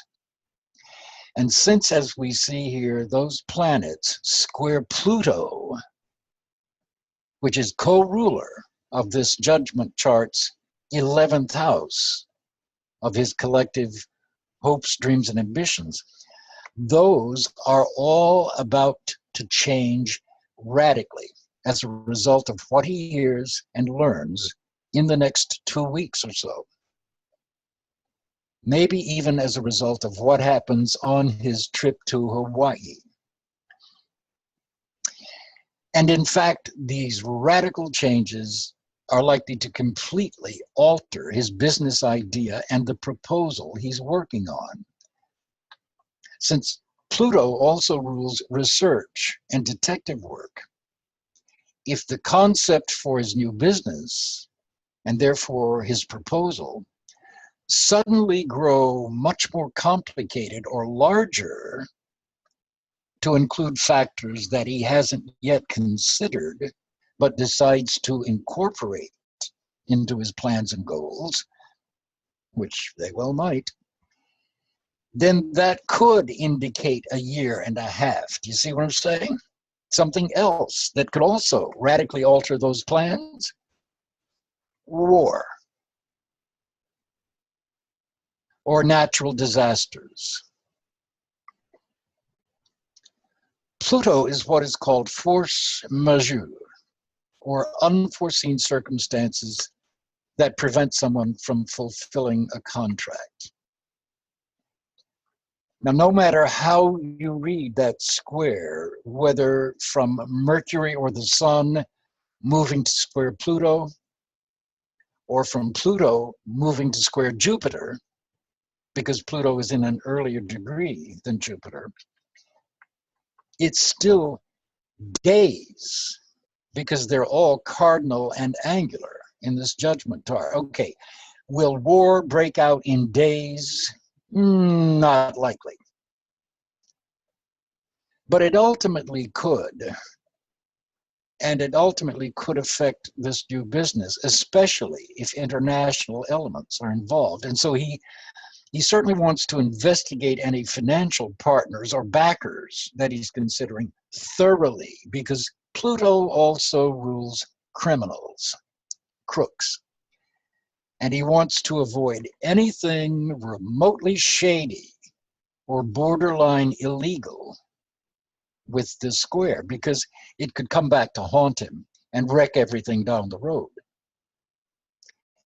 The same square can also warn him that potential lawsuits could affect an important financial backer of the project, for instance, which in turn could affect his own ventures. Say somebody promises him $50 million and he goes ahead, and then that person with the $50 million gets sued and the $50 million goes away. That square also warns him not to promise more than he can deliver, which could end up shooting the project in the foot. So he should be conservative in his proposal and its projected successes and revenues rather than overly hyping them. And he definitely wants to go over all legal agreements and contracts with a fine-toothed comb to ensure that there are no loopholes that an investor or partner could exploit to gain control of the business. And that includes following the laws of other countries if the business does indeed have international elements. But if he does everything right, the new business has the potential to become extremely successful because Pluto rules extremes. So you have given this man who waited very patiently a ton of information based on his original question about whether to spend his vacation in Hawaii or stay home to work on the business proposal. And nothing else that we have said changes the answer to that original question. So you have certainly earned your astrologer's fee. And he will send you 3 new clients over the next 12 months. Why? Because for me anyway, I learned long ago that on average for every new client I read for, they would refer 3 new clients over the next 12 months. So I've never advertised. And word of mouth is always the best publicity anyway. And truly, conservatively, I would never have known this if Kepler, 6 years ago, when they first invited me to teach there, I would never have figured this. They wanted a biography. I have read for well over 40,000 people through the 53 years I've been in practice, either by phone or letter or email or in person. And so can you. Before we get to Q&A and the horary for a few of your questions, there's one last technique that I just want to quickly show you. It's a variation on traditional horary astrology, and it was popularized by Evangeline Adams back in the early part of the 20th century, even though she was hardly the first one to use it. It's called the consultation chart, and I use this for practically every reading I do, even natal readings. The consultation chart is simply the horary chart for the time of the client's appointment or the time of their horary question, but with their natal planets inserted into those house cusps instead of the transiting horary planets. And the one big difference between the usual horary methods and the consultation chart is that you don't have to bother with the considerations before judgment when you use the consultation chart. Otherwise, everything's exactly the same. I love the consultation chart because it organically incorporates the underlying forces of the client's birth horoscope into the moment under consideration. This is also a great technique when you're reading horaries all day, because the charts won't change that much. Maybe only 5 different rising signs during the course of the day, and maybe 12 degrees movement in the moon, but everything else will be the same. But using the consultation chart, so-called because it's erected for the time of the consultation, each chart's dynamic will be completely different because you're inserting the natal planets into the horary cusps. And the only way that I can make my astrology software do this is to construct a double wheel with the horary or consultation wheel on the inside, because the inner wheel sets the house cusps in my software. Then I call up a double wheel with the horary chart or the chart for the time of the reading on the inside and the natal planets around the outside. Then I just ignore the inner planets and read the outer wheel exactly as you would an horary chart.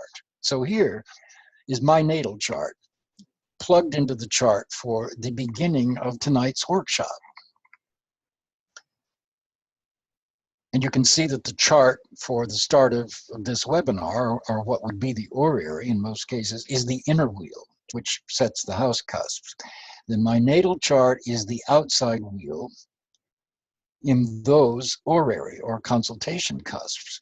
And you just ignore the inner wheel and read only the natal planets in the consultation chart. So, for example, just quickly, my natal ascendant is the 8th house, in the 8th house tonight for the start of this webinar, and my natal midheaven is in the 6th. If this were an appointment, you could tell the client that he is right now interested in other people's money, including debt or credit issues, and that he is undergoing a profound reassessment of his own versus other people's values, it's the 8th house, and that he is dealing with deaths in his circle, the 8th house, and that he is interested in a work project that has some direct connection with his larger career focus and interest, with his midheaven in the 6th, and with employees or agents of some kind, ruled by the 6th house. His natal Uranus retrograde in Gemini is the next planet rising over the ascendant. So that's what's coming up in his life as of tonight in space-time. The Earth rotates this way. And as it does, it brings the planets to the horizon. So Uranus appears to be rising. That's the next planet up in this chart. So what can you expect coming up? Well, cookbook, unusual or unexpected events, plural, because Uranus is in the double sign of Gemini, so it's at least two things. Having to do with his career and business, because Uranus rules Aquarius on the 10th cusp of this chart. Having to do with writing and communications, because of Gemini. Astrology and computers, or perhaps television, because Uranus rules all three. Including buying a new or second computer, because Uranus rules those, as well as dealing with people out of his past, because Uranus is retrograde, as well as air travel and trips.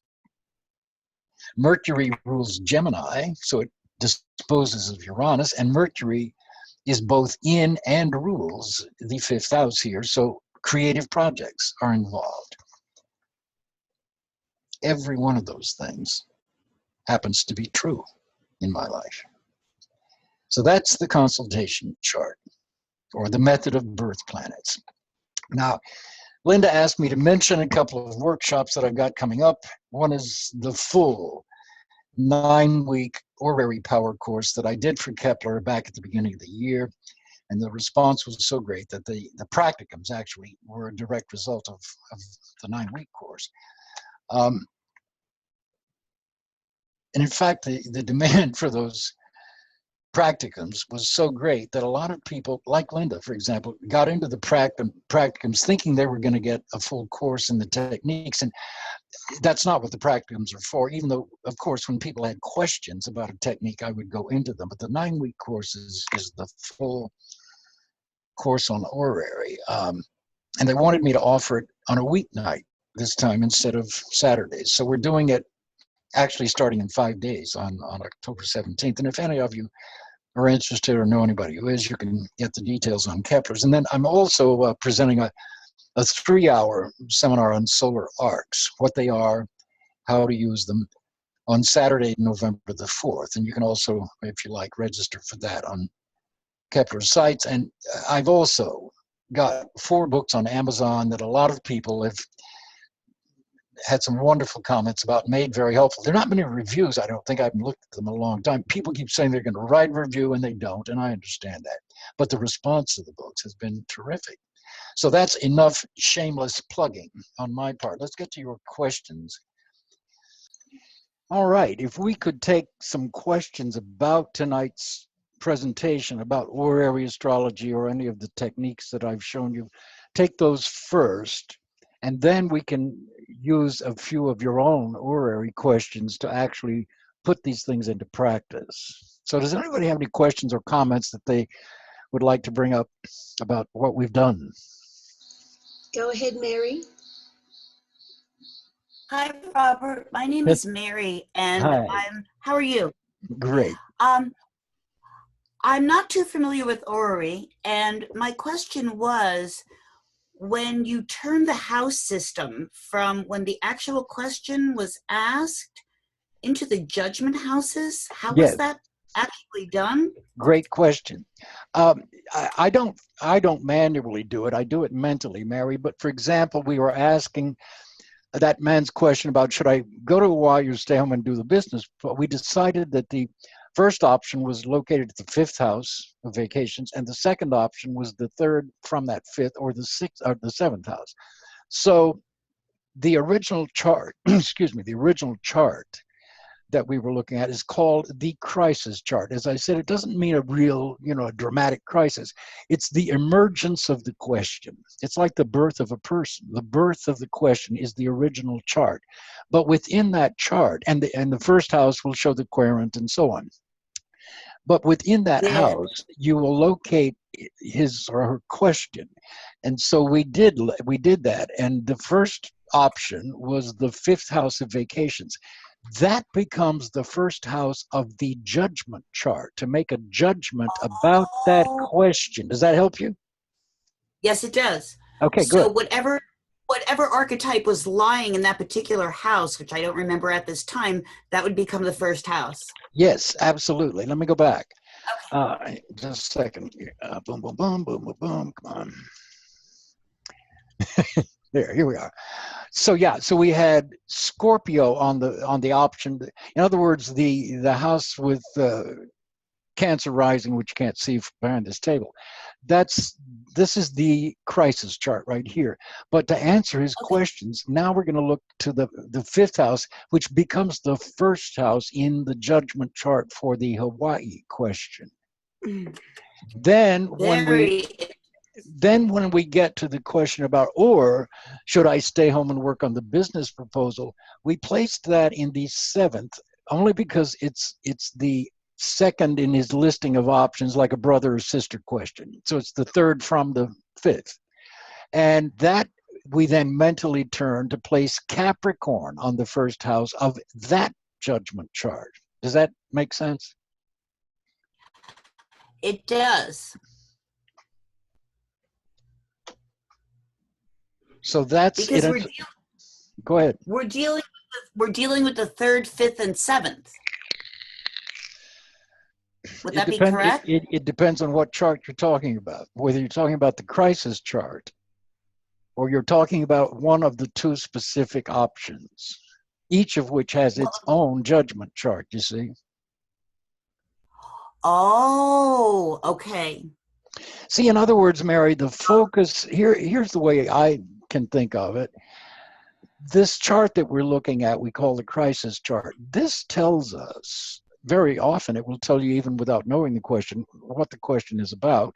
But what it does, you can read the querent from the first house. So you've got Cancer rising, and the moon is in Taurus. So you would ask, is he a businessman? Even if you don't ask that, even without knowing anything, you can say, this chart indicates you're very much concerned with home and family and wife issues, and also with a group interest of some kind, or friends. The other thing that it says, because you look at the sun, is that you may be concerned not only about business, but legal papers, proposals, contracts, negotiations, and travel. because you got Mercury and Jupiter conjunct the sun. So that's just off of the crisis chart. And he's going to say, oh my gosh, that's amazing. But he's asked you two specific questions about what to do with his vacation. And each one of those questions becomes a different chart. And you do that by identifying the house that rules the first option, which in this case is the fifth because of Hawaii. Now, to analyze that question, you mentally place 10 Scorpio on the first cusp. So it becomes the first cusp of good. Fido. Yes, Fido, I love you too. Okay. Her name is Freedom. Freedom. We like her even better. Okay, Mary, thank you. And any other questions? Thank you. I have a question about the Via Combusta. Yes. Do you round up or do you start at 15 exactly, 1500, and go through 1459 of Scorpio? You got it. That's perfect. You start with 15 Libra, 15 degrees, 0 minutes Libra, and you go to 14 degrees, 59 minutes of Scorpio. Absolutely correct. Good Cool. for you. Thank you. Yes. Okay, thanks, Sue. Any other questions?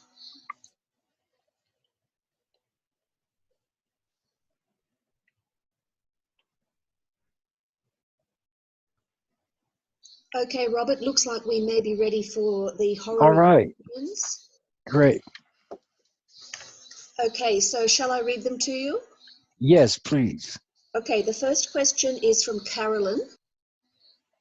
She asks, will traveling this year be favorable for me? Okay. Wondering if I'm ever going to choose to leave my home for any length of time. So which one do you want? Well, just a minute.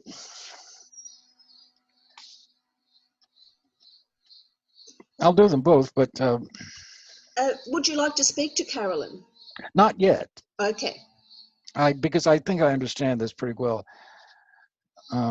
Okay.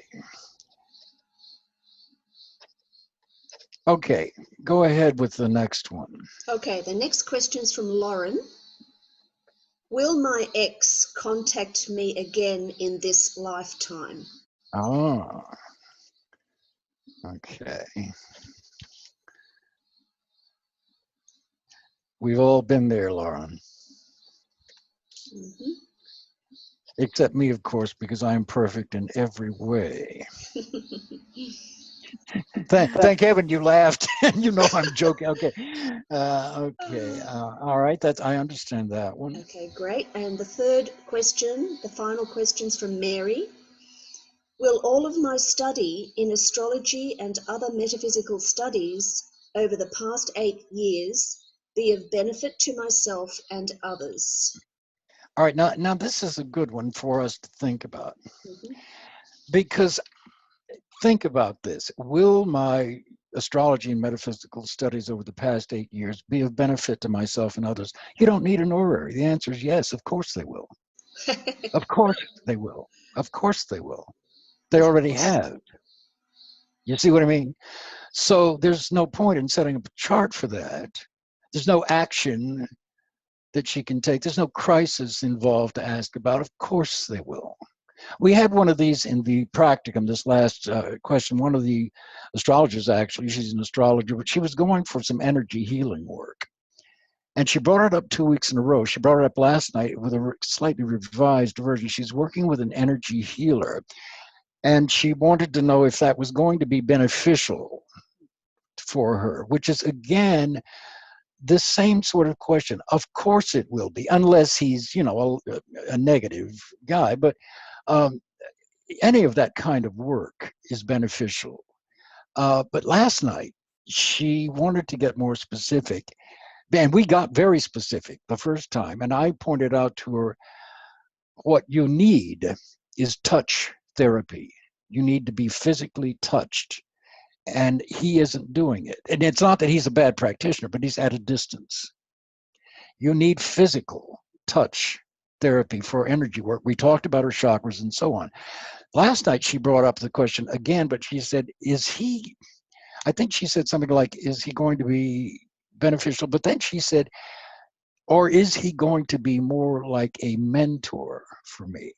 And that's a very valid question for horary. It's more specific. You see what I mean? It tells her what maybe attitude to take toward him and so on. And it was an interesting reading because we were able to, he absolutely will be a mentor. I believe he was ruled by Saturn and Sag in the 11th house of this, and it was in conjunct her moon.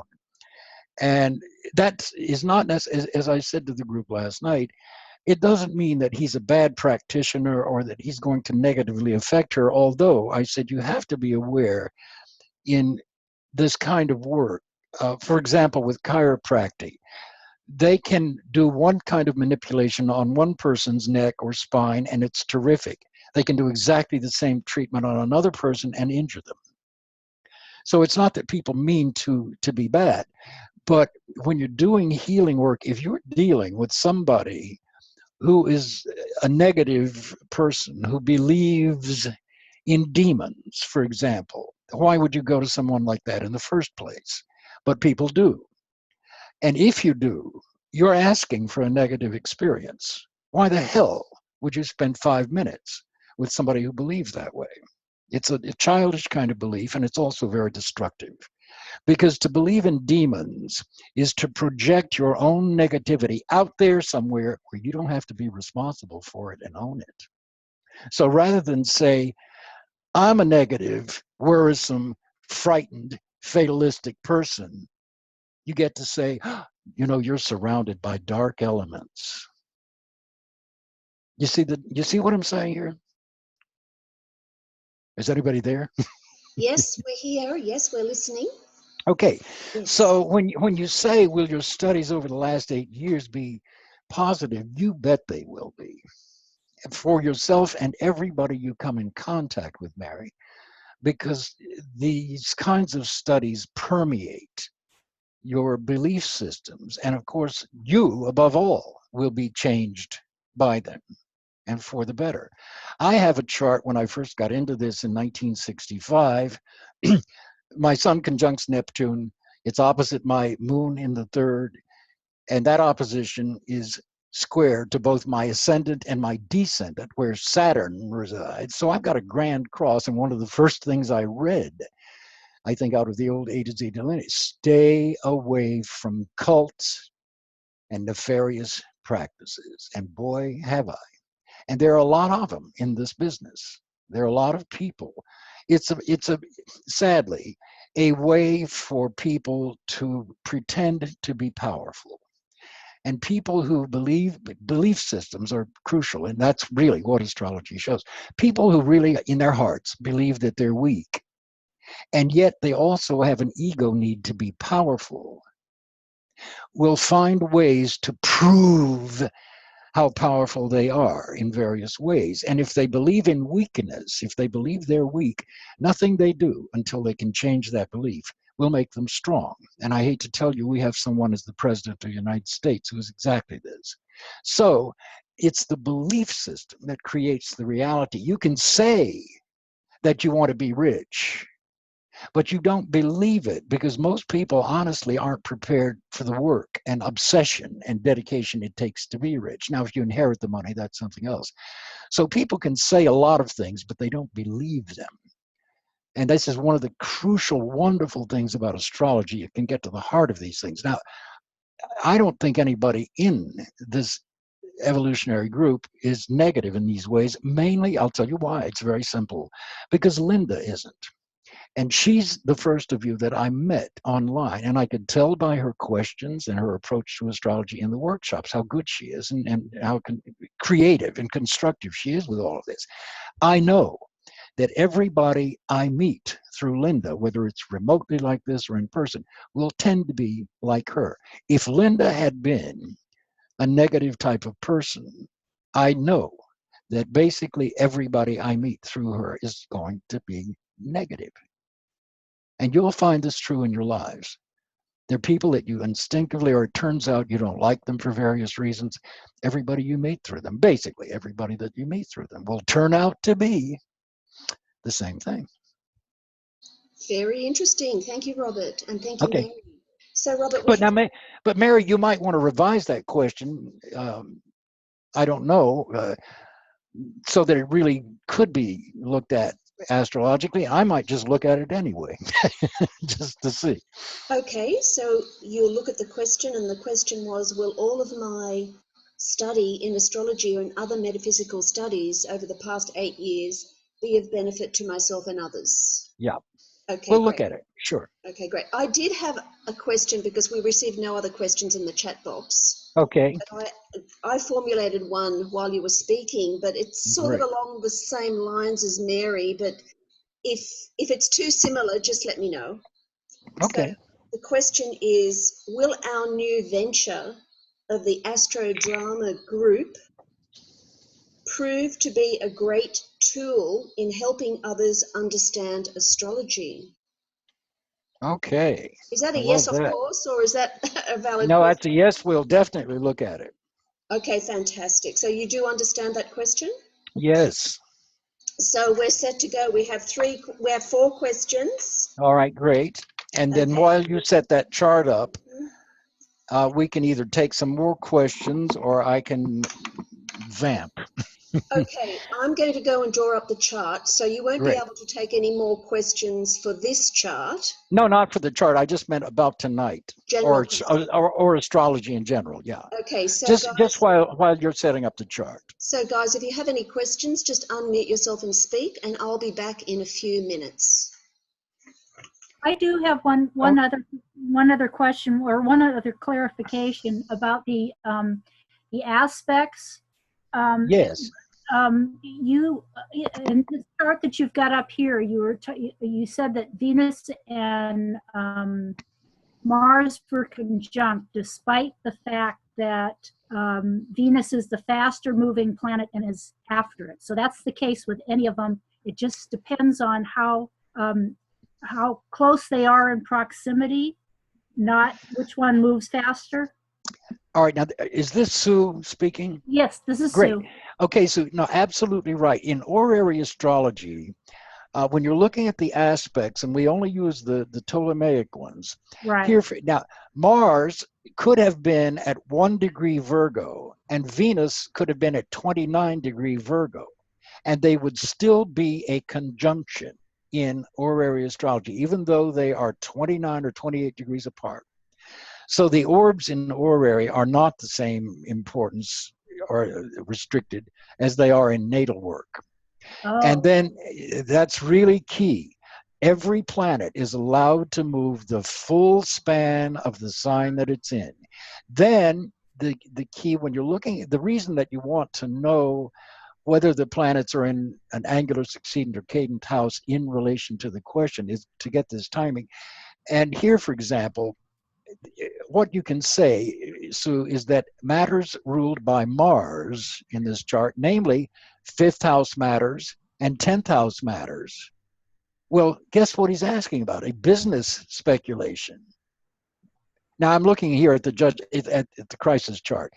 It'll be different with the judgment charts for Hawaii and the judgment chart for the business proposal. But in any case, even though astronomically Venus moves faster than Mars, in horary astrology, the planet in earliest degree is the one that has to do the symbolic moving to make the aspect. And that can actually be a detail that's very important because it tells you which of the people involved is the one that needs to take the initiative. Sometimes, for example, it should be you. Let's say you've had a business meeting, it went very well as far as you're concerned, you haven't heard from them in a couple of weeks. Should you get back in touch with them, or should you wait for them to get in touch with you? Well, if Mars rules, let's say, the 7th house, and it's the one that has to do the moving because it's an earlier degree, you say, no, don't push them. Wait for them to get in touch with you. On the other hand, if Mars rules you and it's moving to conjunct the ruler of the seventh, then you can say, yes, it would be a good idea for you to get back in touch with them. You're not being pushy about it. You're just inquiring. It's been a couple of weeks and you're just, that sort of thing. So it can be very useful in that way, but you disregard the astronomical speed of the planets. Saturn can apply. Let's see what Saturn's doing here. It's 22 Sag. I'm trying to see what we could. Well, all right. No. Yeah. No, still, yes, it does. All right. Do you see here where Saturn in Sag sextiles Jupiter in Libra? Yes. Okay. Notice that Saturn is in an earlier degree of Sag. It's at 2241. Jupiter's at 29. So Saturn is the planet that has to do the moving to make that aspect exact. So its position determines angular, succeeding, cadent, cardinal, mutable, and fixed. So do you see what I mean? The difference is we don't really consider the astronomical speed, because indeed Jupiter moves faster than Saturn. It's the planet in earliest degree that symbolically, just symbolically, has to move to complete the aspect. So that's why I said Mars will move to complete this conjunction with Venus. Does that help you, or is that clear? Yes, that was the answer to my question. Thank Okay, you very good. much. Good. Okay, Robert, it's Linda again. Yes. I'm drawing up the chart, but I didn't get the time, your local time, but I made a note of it. So, okay. What time did you make a note of? Well, I hope it's correct. 10:26 p.m. Perfect. Perfect. Okay, great. I'm on the right track. I'll be back in like 2 minutes. Okay. Thank you. Okay.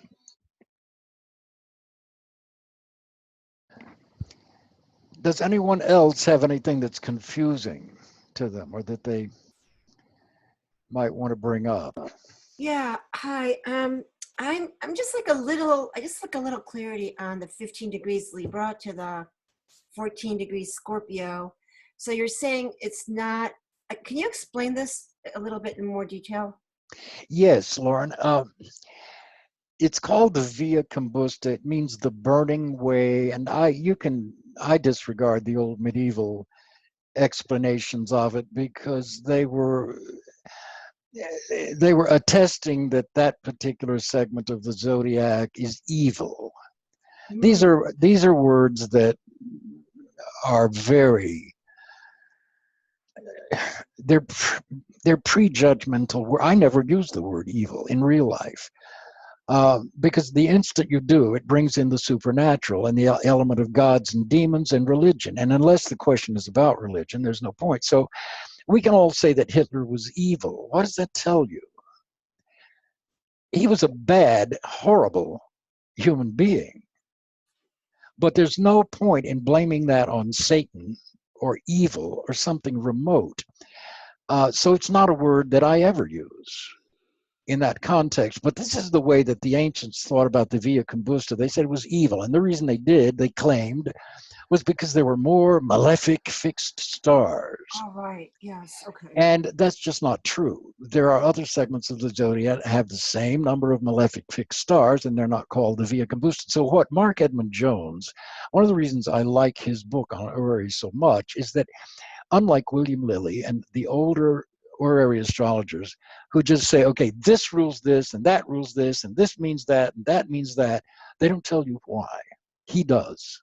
He makes you think. He's also a very difficult writer to read, as you could probably tell from some of the quotes tonight. But he really goes into why this is so. And what he says basically about the Via Combusta is it's a convention in astrology that has been long held.